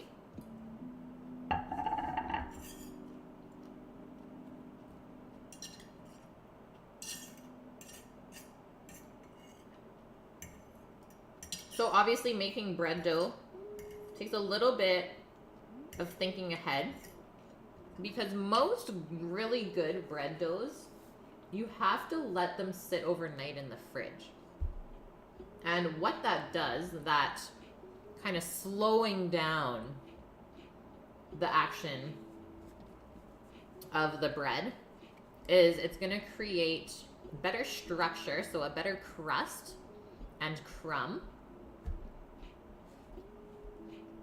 And it's also going to create more flavor, because the yeast is going to eat it a lot more slowly over time. So you know how like everything good takes time, right? Low and slow always.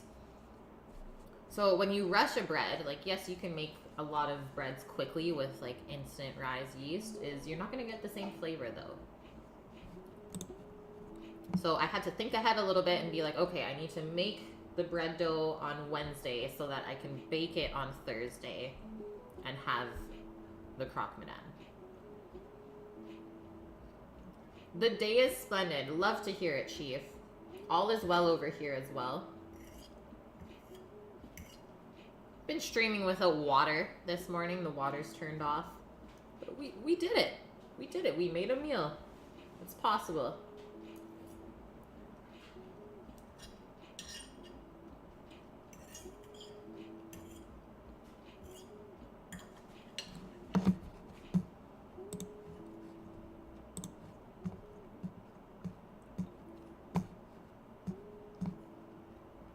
You've always wanted to try shark. I have not wanted to try shark. I've had shark. What was it, Sammy? It's like, it tastes like swordfish almost.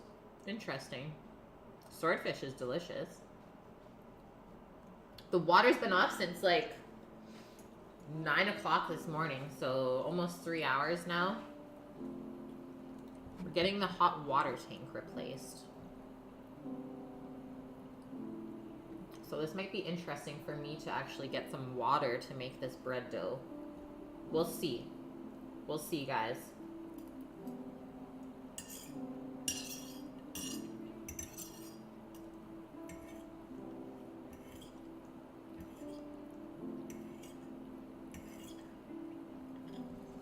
That blows. It does.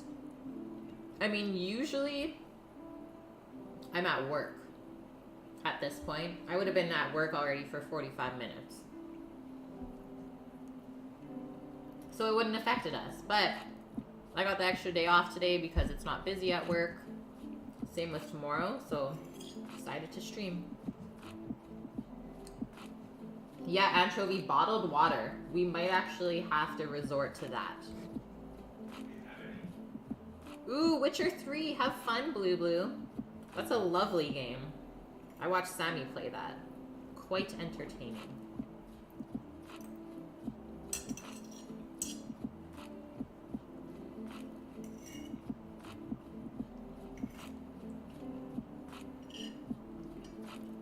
Octo is like a meaty lobster. That's a good way to put it, Nike. I would say it's like a chewier version of lobster. It's a bit fishy.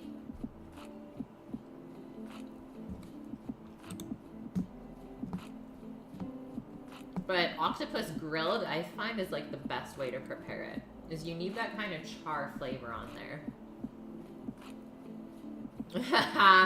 Triss or Yennefer? Yennefer, hands down. Come on now. There's a lot of boobies in that game. There is just boobs everywhere.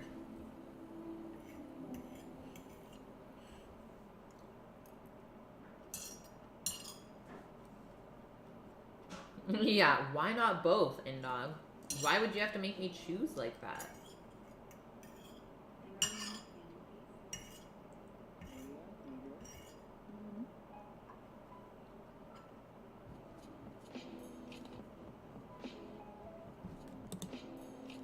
You can't answer it without spoiling.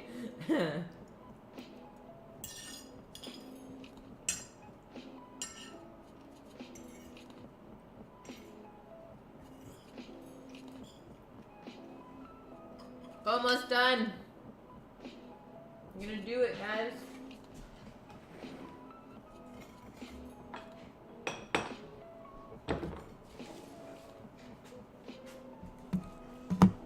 the Discord link expired? I don't believe so, Hoff. But let me send another one your way.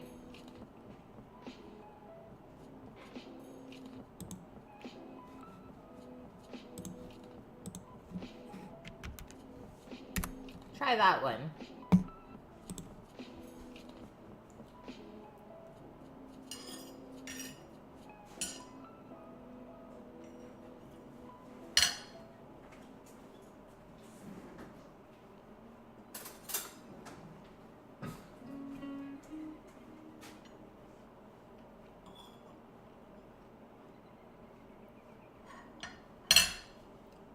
Doesn't make sense that it's invalid. This past Sunday, you shoveled over 6 inches of snow. Today, it's all gone due to rain. All that work shoveling, hey? And it just melts away. Ah, maybe that's it, Bune. Yeah, maybe the settings. Because of those dang trolls.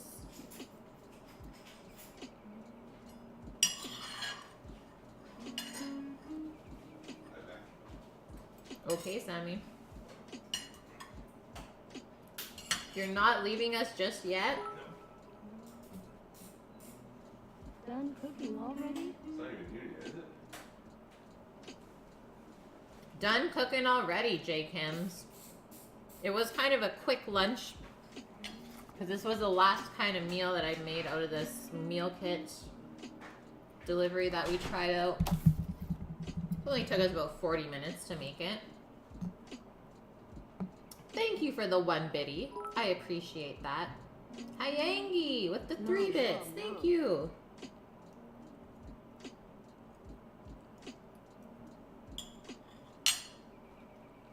Nom nom nom. For sure. That was a good tasting meal. I will say that.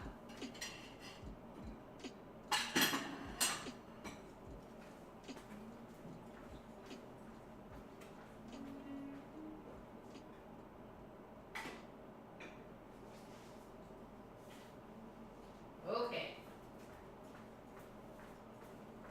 This is what we're moving into now.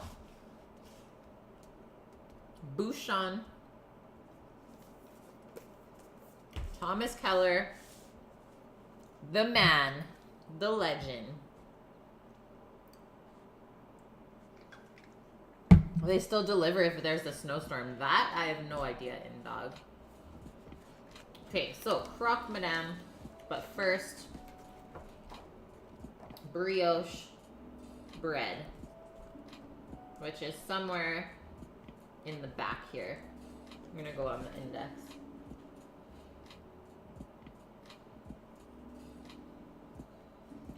$3.24.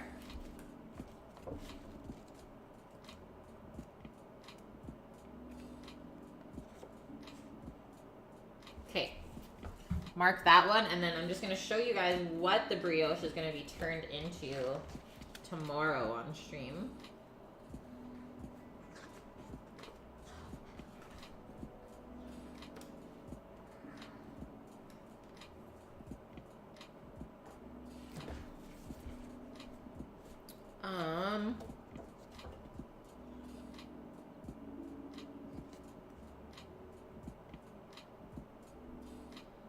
$101, it's saying.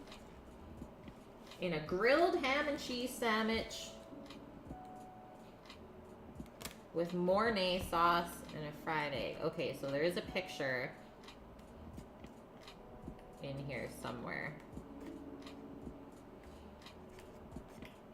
But I don't think it's this section. I know what section it is. And I need to show you guys this because it's actually insane. 42.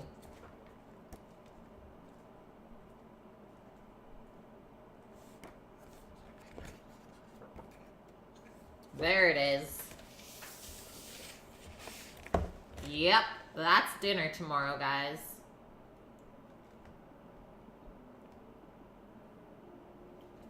Yeah, the man, the legend, you've never even heard of him. Go round up some lunch, Monasash. Yeah, have fun raiding the pantry. An egg on top. And Monasash gave us some info.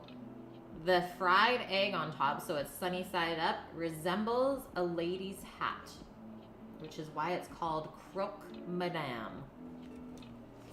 Yum!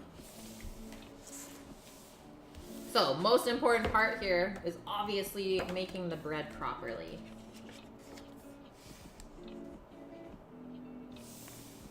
So it says brioche. Jean-Louis Paladin was a close friend and one of the greatest chefs I've ever known.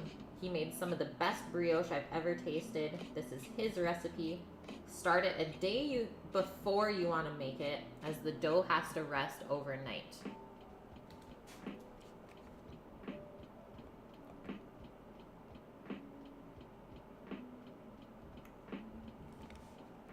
And I'm actually only going to make a half recipe of this because it makes 2 huge loaves. Like huge loaves. And I definitely don't need that much bread around the house. So typical bread making is you combine your water and yeast together. You want lukewarm water. And you let that just kind of sit. The yeast is going to get a little bit bubbly and foamy, and that's exactly what we want, is we're activating the yeast.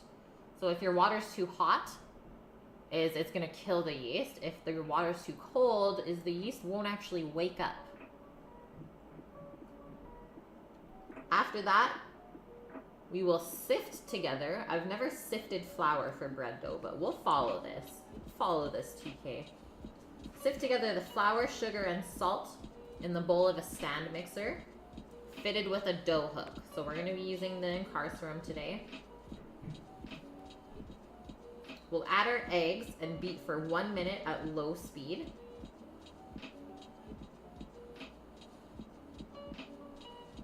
And then we'll slowly add the yeast and water. After that, the butter.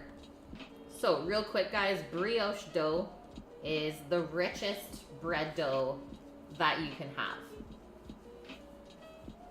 And it is that way because we're adding both eggs and butter. So typically your white bread that you get at the store neither has butter nor eggs in it.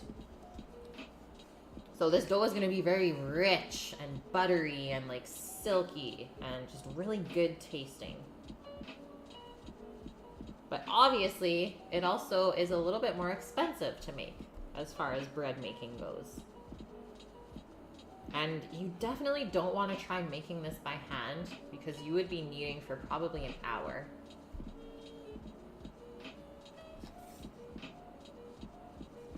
Okay, I'm going to put this book just on the side here. Because it is large and in charge. I need some room. Some room to work. Make one for mom. Oh, I'm still gonna have extra from this, Nike. From the 1 loaf. Because they use a bigger pan. So the way that they make their brioche is they actually close it in a bread pan that's like, let's say it's like a banana bread pan, but it's larger. They actually have a lid that slides on it, so it compresses it. It doesn't let the bread actually rise. I don't have that special pan.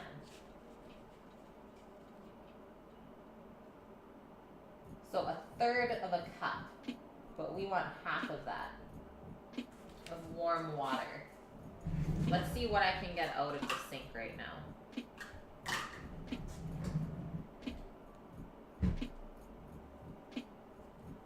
And I'm a little bit skeptical about this recipe because it's not measured in grams. It's measured in like cups and ounces. I'm talking like like you talk about different cannabis strains. This is serious stuff, Nike. Serious.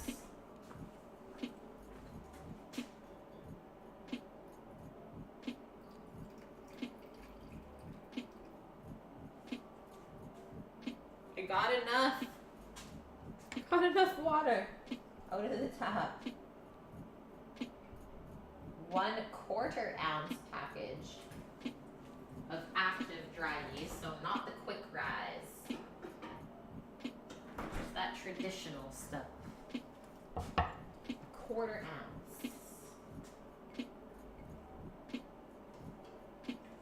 Guys, what's a quarter ounce? We don't do that here in Canada. Is that like a tablespoon? You need to Google brioche. You know what it looks like. I've made a lot of brioche buns, but I think this is like my first brioche loaf. You've never had it, Vune? Ooh, goodness. I am sad for you.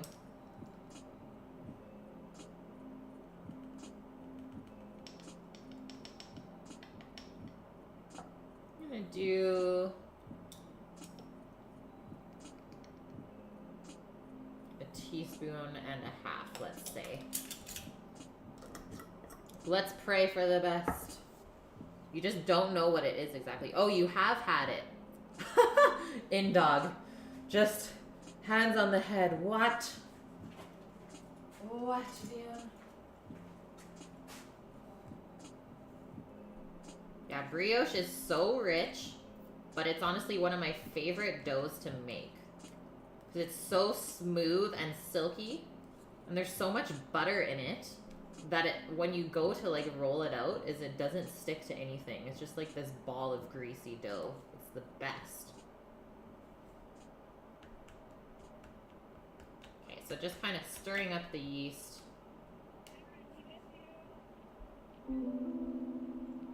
It's gonna do its thing. So we're gonna get the mixer out next while our yeast is activating. Set that aside for now. And I'm gonna leave my scale out here.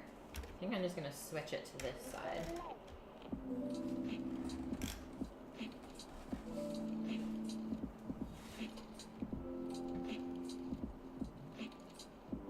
My yeast brand says Meat Man. Or means Meat Man. Love it. Vune, you wanna bake butter tarts? Butter tarts. Do it. Or make a pecan pie. Why not? Ugh. Okay, we got the beast out. Butter farts. Ooh, okay, we might have to do a little bit of camera fandangling when Sammy's back so that we can actually see in the mixing bowl as we mix. Because at this angle, you're not gonna see nothing.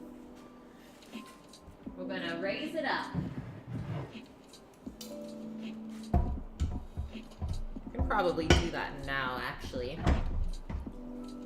Hold tight, guys. This is a beast. It's not $10,000. Cool it.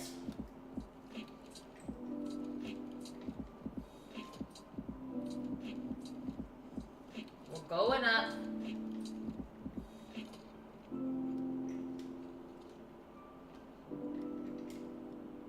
Oh, I think that's all it goes. We need to raise the feet. Where is the sound? Where is the sound? But maybe if I take the board out, just take the cutting board out. I think that'll be okay.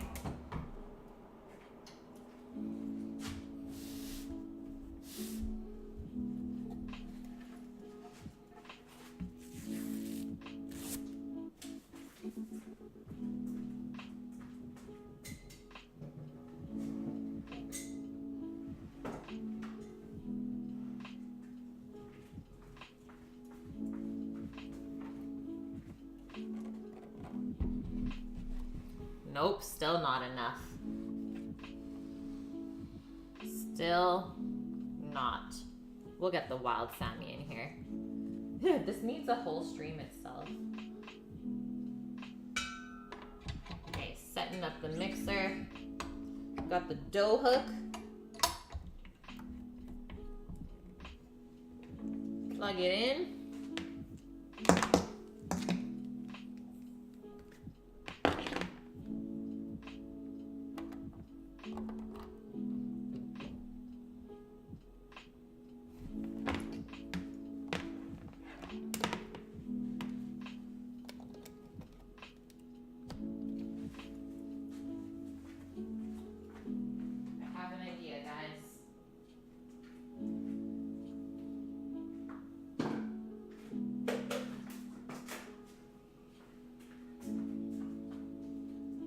I was gonna use a box to prop it underneath. I don't think it's big enough.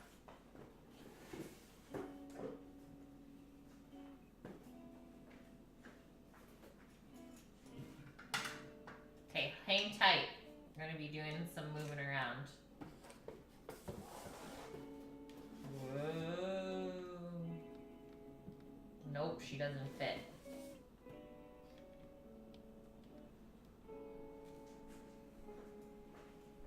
Whenever sound comes back, we'll figure it out.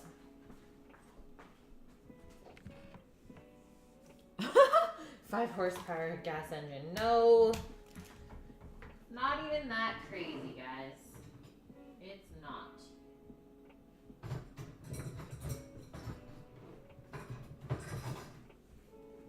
Okay, there's our scraper.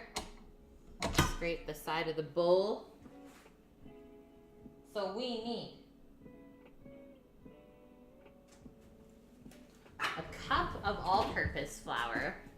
And actually, this recipe uses cake flour as well. Luckily, I do have some of that.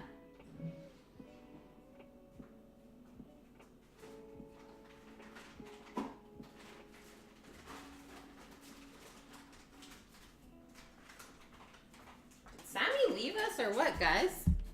He says, I'll be back. He's not coming back. Oh, and how come we lost our main camera? What happened here, guys? The hell?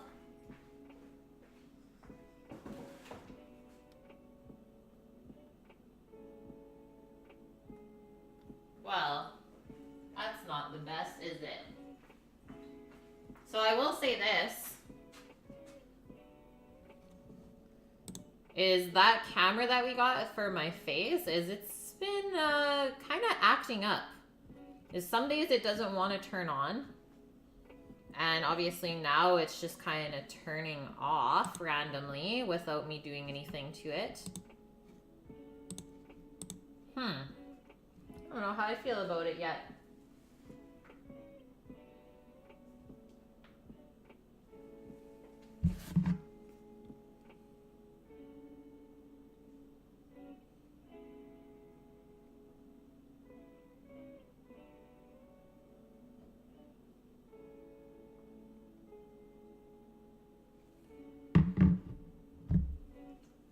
Try shutting it.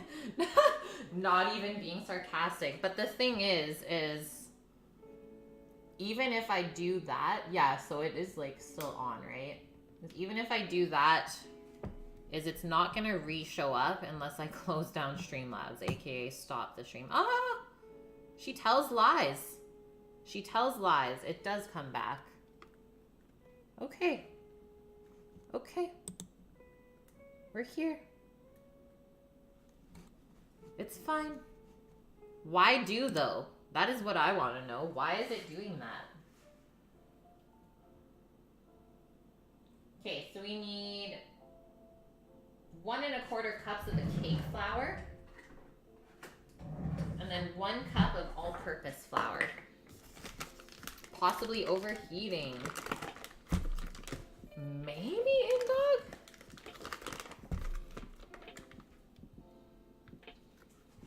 It's not hot. It feels a little bit warm.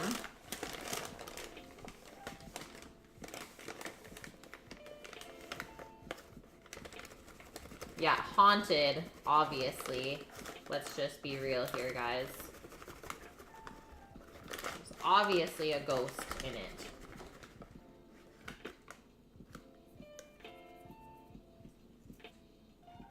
Okay. 1 cup of cake flour. And 1/4. I think Sammy actually went to the store. I don't know where the kid went. This is what he says, I'll be back.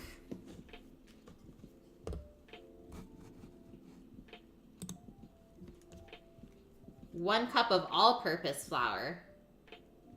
So cake flour is a lot lighter than all-purpose flour. If you're like, what's the difference?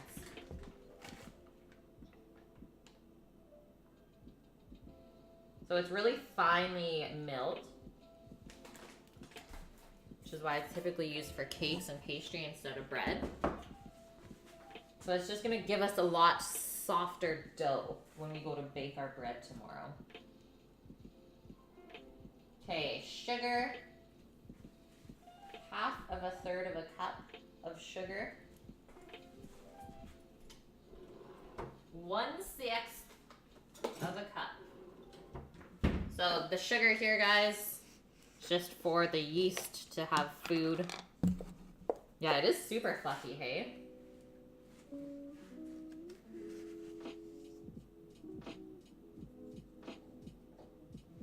One-sixth of a cup of sugar. Ooh, angel food cake. That's a pretty easy one, hey? Do you do it by the box or you do it homemade? And then 1 1/4 teaspoons of salt.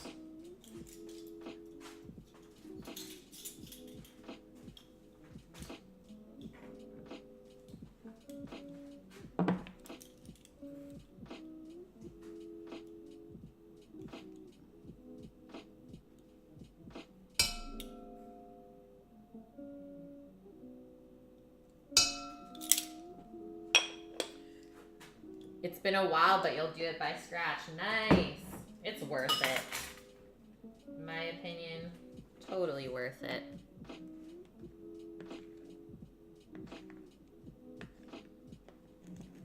Okay, let me see if I can fandangle this.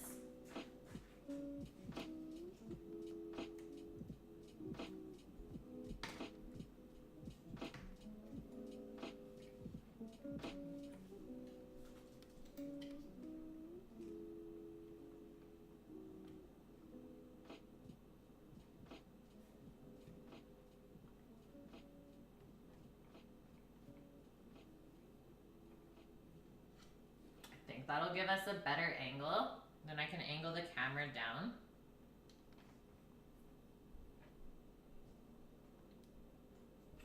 Ooh.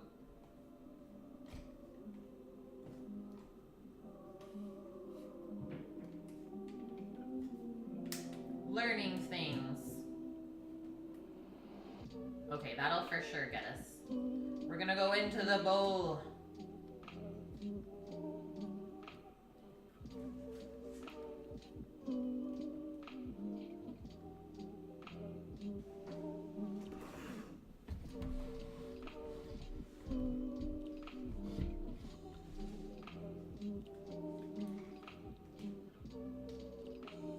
Yep.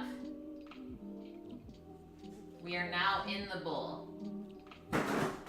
Ah, tripping over stuff.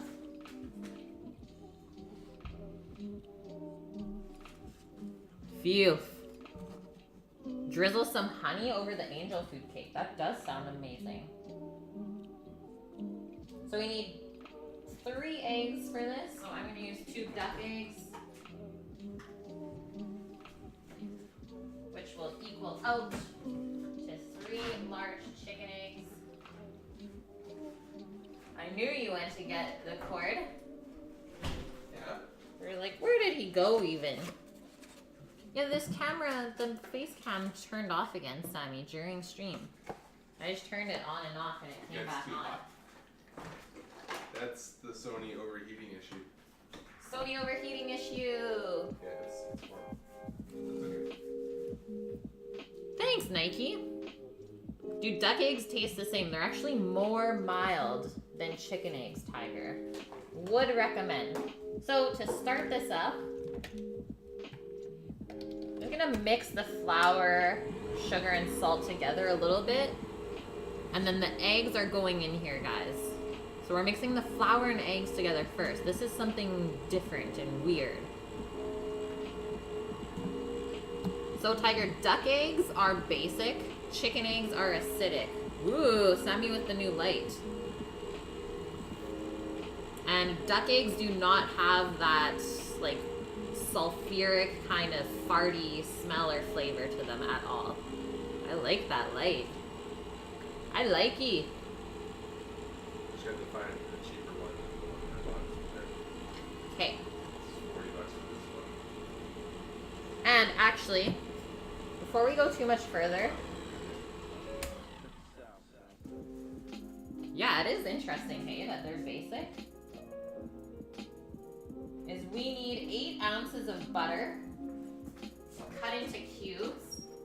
So would you say that duck eggs are your basic dish? Basic dish. And the butter actually has to be room temp, so I might have to warm it up a touch. If you keep your butter really cold, it's not gonna mix into the dough. So you need it warm enough so that it will like emulsify into your dough. You don't want any chunks. You want it really, really smooth.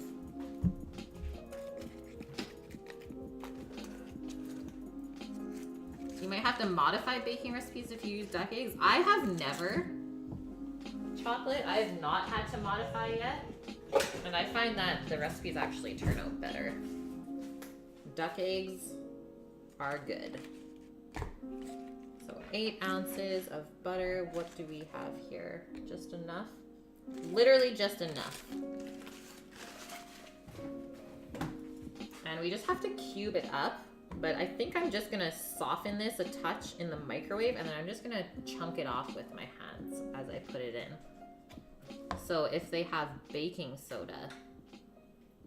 Yeah, chocolate, I've used duck eggs 1-to-1 like chicken eggs, but obviously a duck egg is 1.5 large chicken eggs. So you just have to scale it differently that way.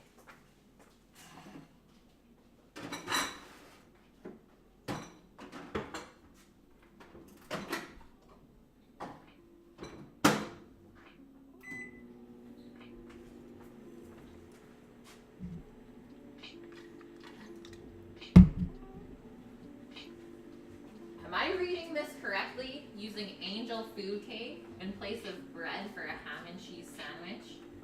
What are you guys talking about? What is going on right now? I don't know, Sammy, you left. We went wild. You guys went wild after I left. I had to raise the cam up so we could see in the bowl. Oh. We are now in the bowl.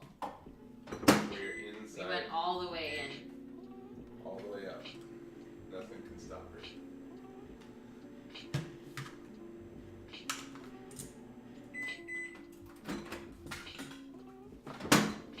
Okay, we got soft butter. Maybe slightly melted, and that's okay. But you don't want to take it too much further than that. Okay, let's make some bread. We got our mixer on. We're gonna add the eggs one at a time. Maybe buttered and grilled like a Monte Cristo. It's like cats and dogs living together. Okay. I guess you can't knock it till you try it. True enough.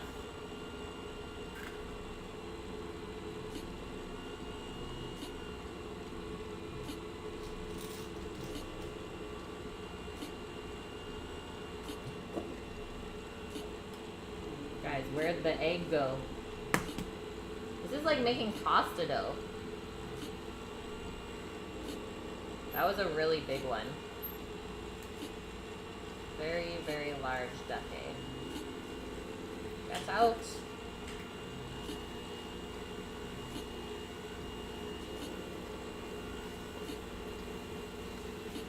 I mean, we had just enough water come out of the tap for this. Really? Yeah. Just like dropping in there. Angel food cake French toast with cinnamon drizzle and honey. I'm in. Yeah, that's the stuff that we need to talk about more. Let's give this a little help. Just a touch of help.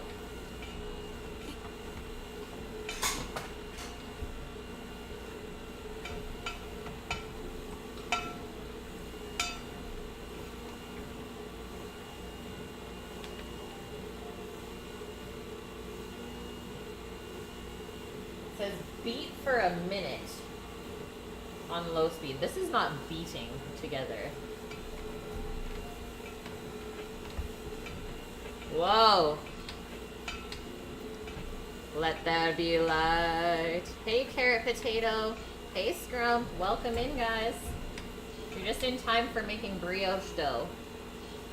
Brioche bread for the croque madame tomorrow. Okay, we're gonna turn that off.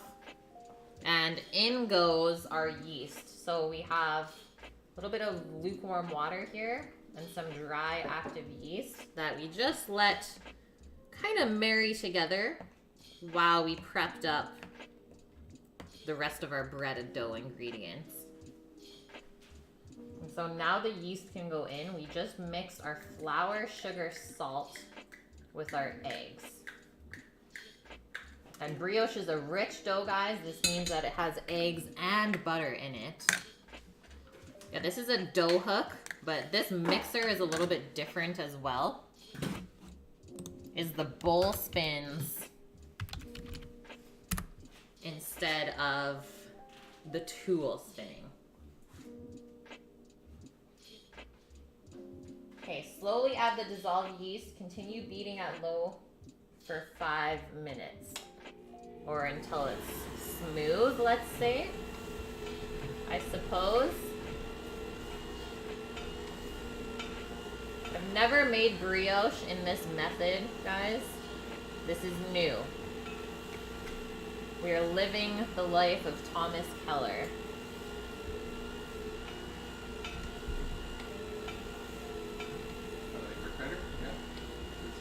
The light, yeah. Does the light look good, guys? Yeah, Scrump.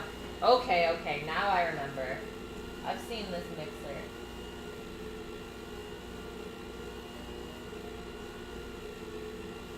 Okay, this looks a little bit too dry to me. So I'm gonna slowly start to add the butter in little pieces.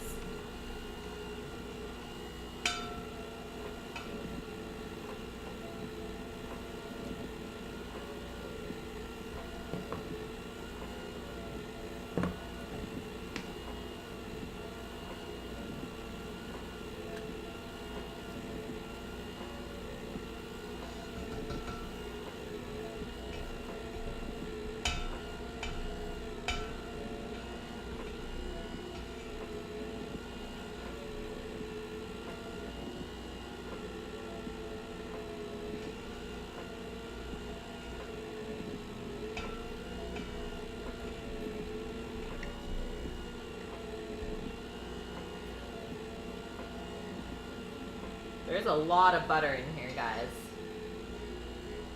This is like the most butter I've ever seen in a brioche dough.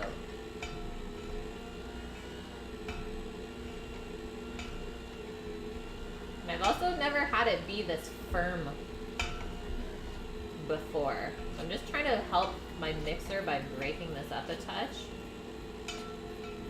Because this is unlike any dough that I've worked with. Turn up the speed a touch.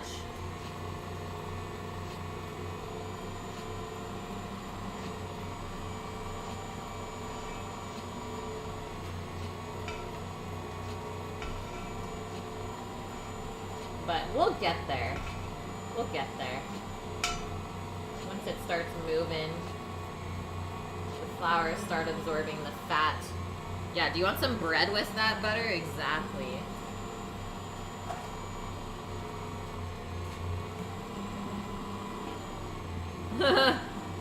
Straight butter, molten shot form.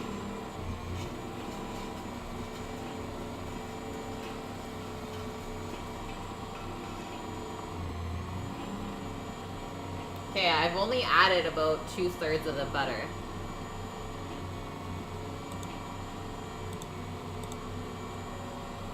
Oh, no problem, Carrot Potato. Yeah, please do not feel bad if you don't want to participate in a stream like that. But what I am trying to do is not so much, like, I don't know, make people want to use it. But I know that cannabis helps a lot of people, so that's why I started to kind of play around with that. And it's totally not silly. Everyone has their own opinion. And I can respect that the same way that you respect my opinion on the matter. And that's just life, guys. I'm glad you came back, though, Carrot Potato. Because, not every stream is going to be like that. That was just me kind of having fun and checking something out. Okay, so now we can see our dough is coming together a little bit more now. I'm going to add more butter. More butter.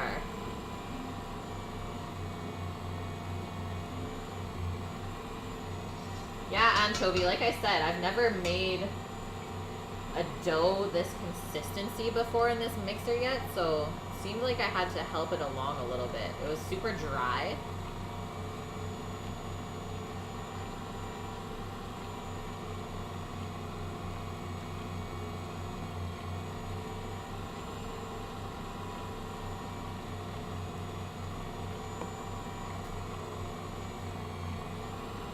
Seems to just be loosening up a little bit now. I might actually scrape the bottom here. Trying to get that up. This though, this is getting there now.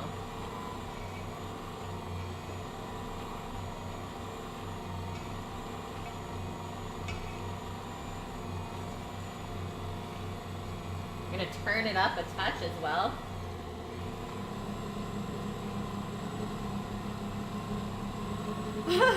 Carrot Potato, glad to know I'm still your favorite, even though I do stuff that you don't agree with. That's awesome. Yeah, flour, flour infused butter.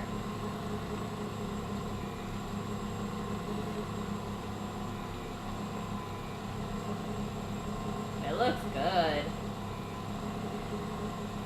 And so we're gonna mix this until the dough looks really, really smooth. And you really want to make sure that you mix it long enough. Otherwise, your bread is not going to form. It's not going to rise. You're not going to get the same crust at all. And I feel like that's the mistake a lot of people make, is they just don't mix their bread dough long enough. And I'll show you guys a couple pointers on how to check if you've mixed it long enough.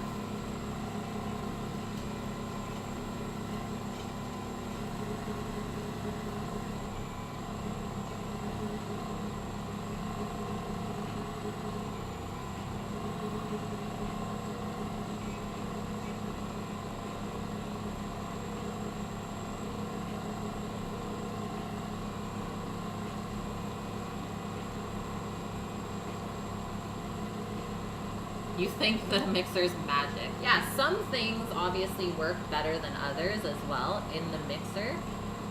The other bowl, so that it also comes with this plastic bowl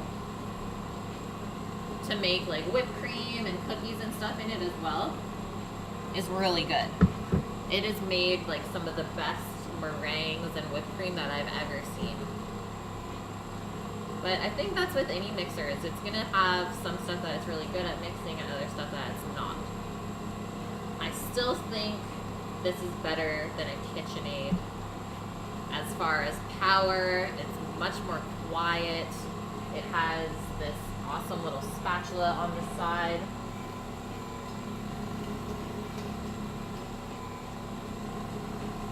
And it's just easier to use, because you don't have to stop it to scrape anything down. You can just keep it going.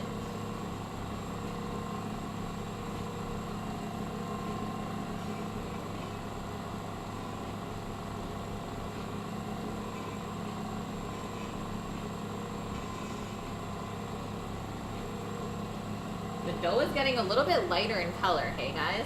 So we're almost like whipping the butter now. It's getting aerated.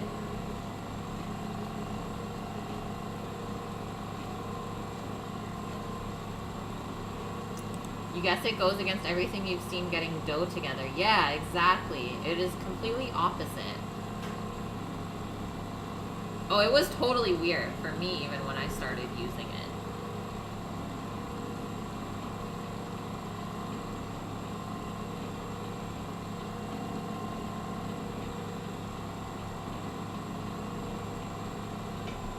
scrape up this bottom a touch.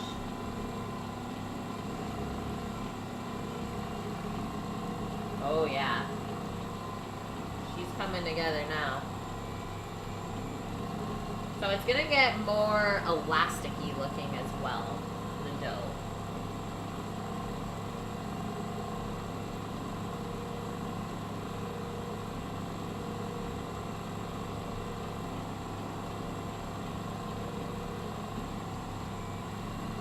Takes about 10 minutes to get to this point, and we can't rush it.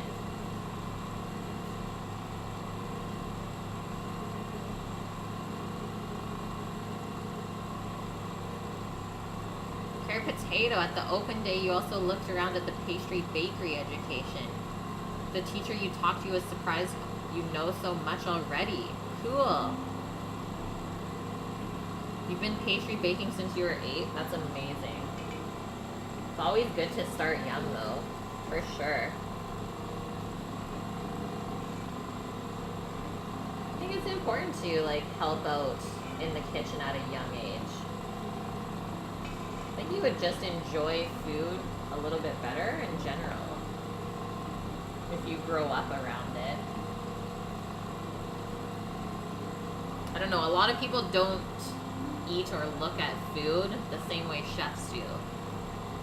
Like, I handle my ingredients so carefully usually at work, and like when I eat, I really enjoy the meal. And it's like, wow, this is amazing. But most people are just like, need food, I'm gonna eat this, and then carry on. But like, food is so important.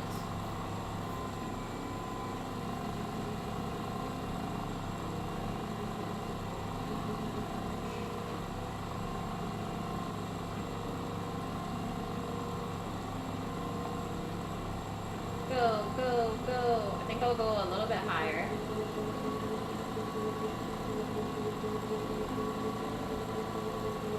And like I said, I've not made this dough before yet. So maybe it's not gonna look the same as my other brioches. It looks pretty loose, is what I'm gonna compare it to.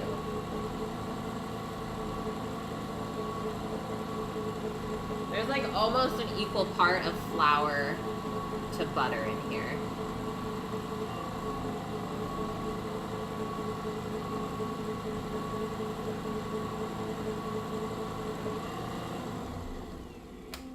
Let's check.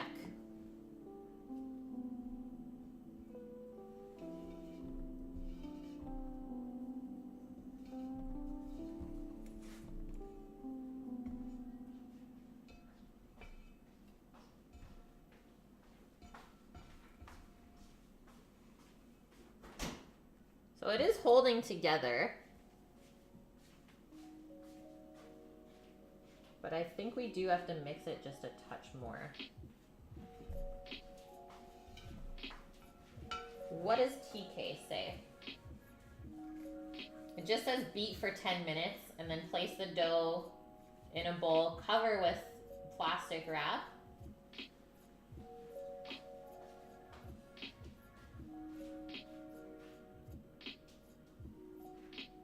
And put in the fridge.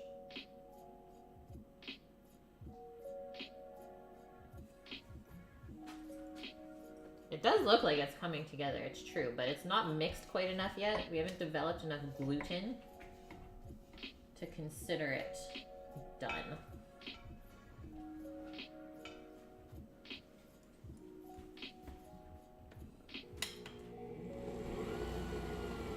So I don't think that was quite 10 minutes either.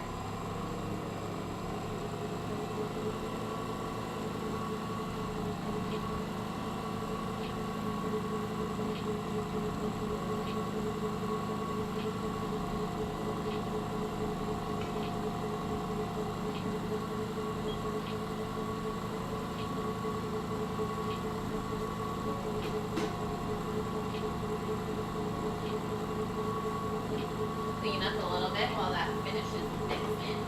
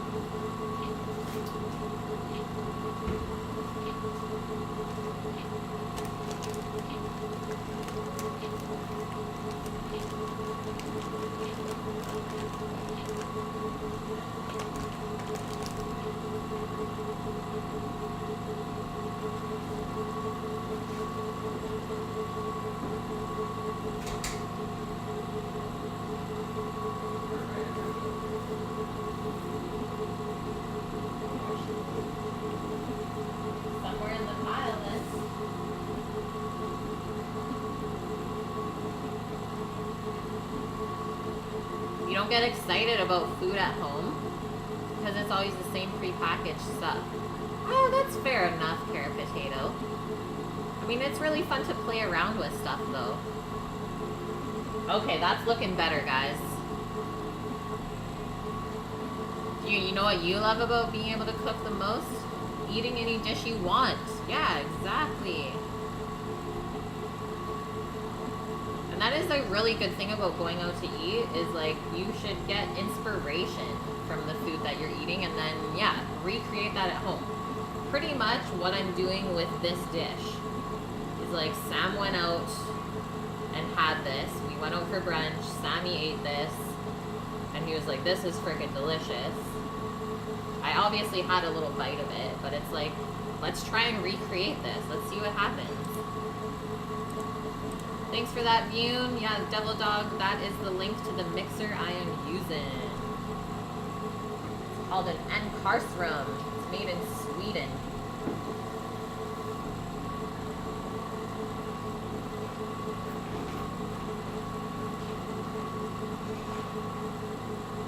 Did you find him, Sammy?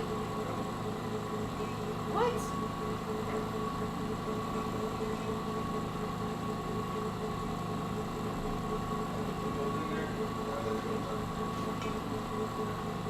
You checked it again?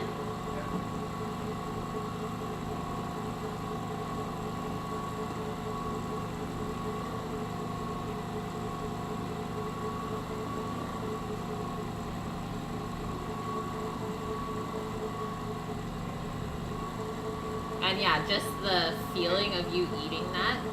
Okay, you're done? Okay, let's go over there. I'm just gonna say bye to Sammy, guys. Everyone say bye. Bye.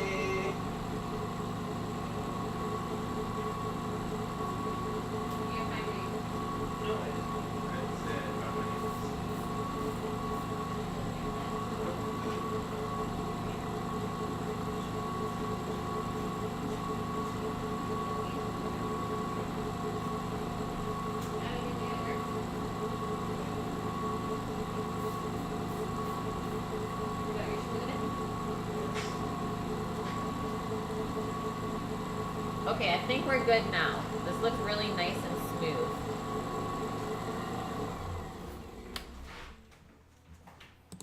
Yeah, it can do a lot, Devil Dog. This thing can hold a lot.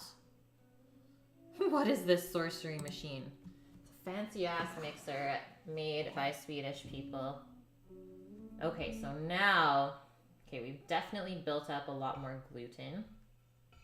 Where this looks more smooth, right? When I play around with it with the spatula.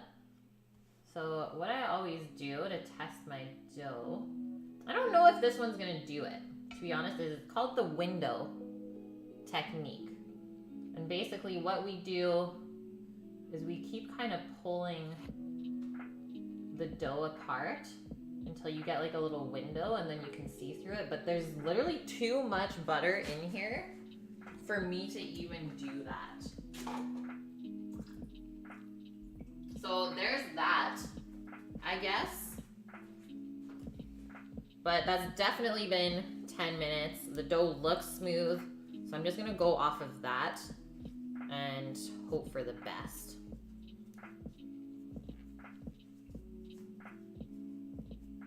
Oh yeah, those little kitchen machines are awesome, carrot potato. Multi-purpose use.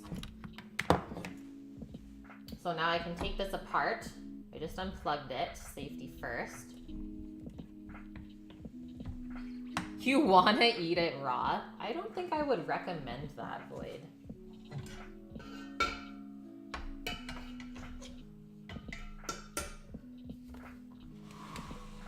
Oh no! Don't take that.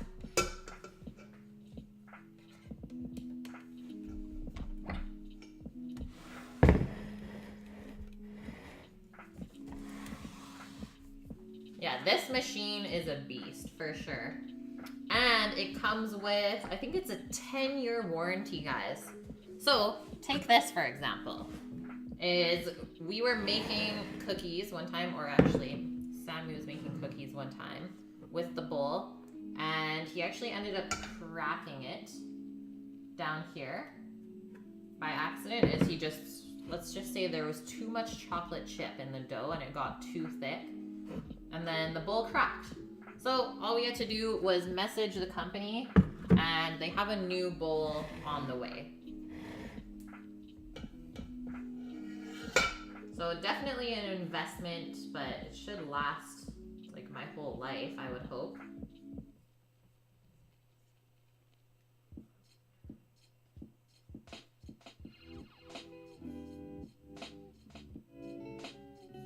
Yes, Vyun, the coffee grinder. How are things going with that whole setup anyways? You really enjoying it?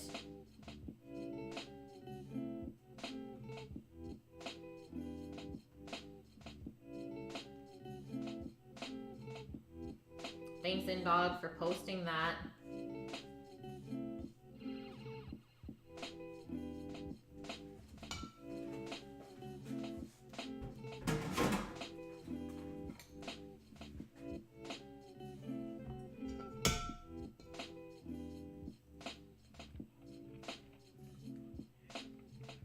And so now we're gonna put this dough to sleep in the fridge overnight.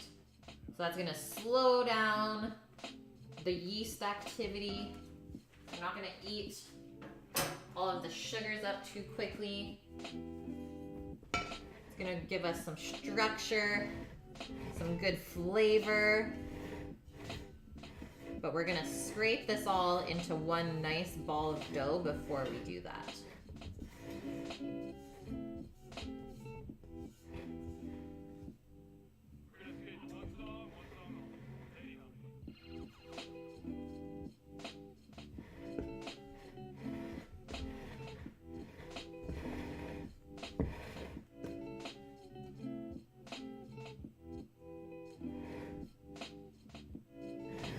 There's that. Oh no. All I see from Vyun, an end rant. What is it gonna be? You're missing the accessory, so you message the company who sold it. After a week without a reply, you call them up and they say, sure, send it back. You do. 2 weeks after not hearing from them, you call them up and they're like, oh yeah, we received it. I'll send you a new one. The grinder's okay, but you won't ever buy from the cheapest retailer. No, never do that. Never do that. Never cheap out. Because usually that means their service isn't going to be good either, right? So, one of my other favorite parts about this mixer is that the dough mixing bowl, so there's our dough. It looks beautiful, nice and smooth, little dough baby. It comes with a lid for proofing. So that's it. This is our setup. This is gonna go into the fridge. Obviously the bowl is really, really big. So if you don't have room for it in your fridge, you can put it into a smaller bowl, but I'm gonna try and save dishes, so I'm gonna use this. You did begin, Rand, when I came on. Hilarious. So that's it, guys. Brioche dough, done. We did it. So now that's gonna rest in the fridge overnight, like I said. It's gonna slowly proof. And then tomorrow, when we go to make the dough, or bake it, we're gonna shape it into the one loaf to fit into a rectangular loaf pan, so what you typically find a banana bread or a coffee cake made in. And then that has to rise still for about 3 hours, you guys. So bread baking, not a thing you can rush. And then we can bake it. Takes about 35 to 40 minutes.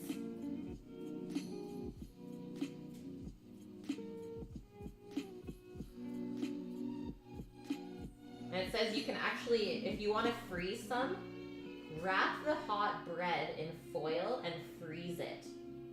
And keep it up to a month. Amazing. Yeah, unless you use a bread maker. Exactly.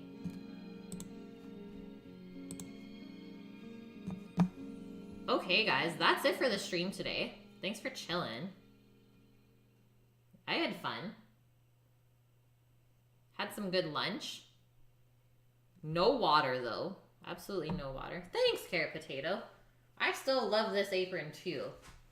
I kind of want a new one, but we'll see. Maybe in a couple months. We are going to go raid somebody. We are going to pass the love along. Wow, there's like nobody on food and drink right now. We got Ricerman and Amazing. Let's see, out of all of my followers, who's on? We got a Hitch. We have a wild Hitch online. What are you guys feeling? Who should we go see?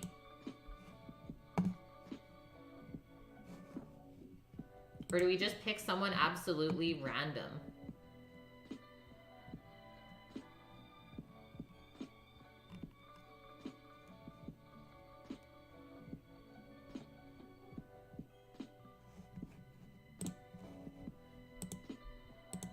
It is weirdly quiet, I know.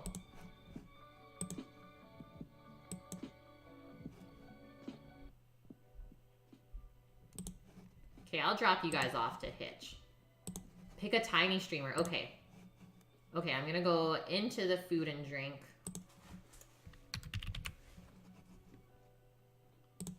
See what's happening. Kitchen Nightmares. Should we go into that one? Kitchen Nightmares. Let's do it. Kitchen View. Okay. I don't know where I'm sending you guys, but these people have 4 viewers. Kitchen View. This is a restaurant kitchen type of dealio, I think. That's what it looks like. So let me just say good luck and have fun. Yeah, yay for small streamers, because I was there too. I know this feeling. Okay, guys, take care. Thanks for all the love today. Hopefully you learned a little bit of new stuff that pertains to cooking and the kitchen. I will see maybe some of you. I don't think I'll see all of you tomorrow, depending on timings, but starting the stream at 4 p.m. PST tomorrow. Thomas Keller, Croque Madame. We cannot raid this channel. Okay, we cannot raid this channel. Fine.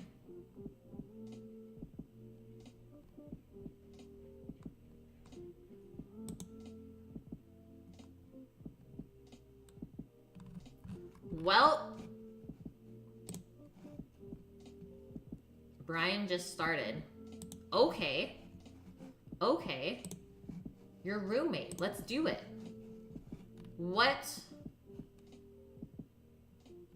is his username, Monastache? He's a blacksmith, not a food streamer. I'm in. Blacksmith, let's do it.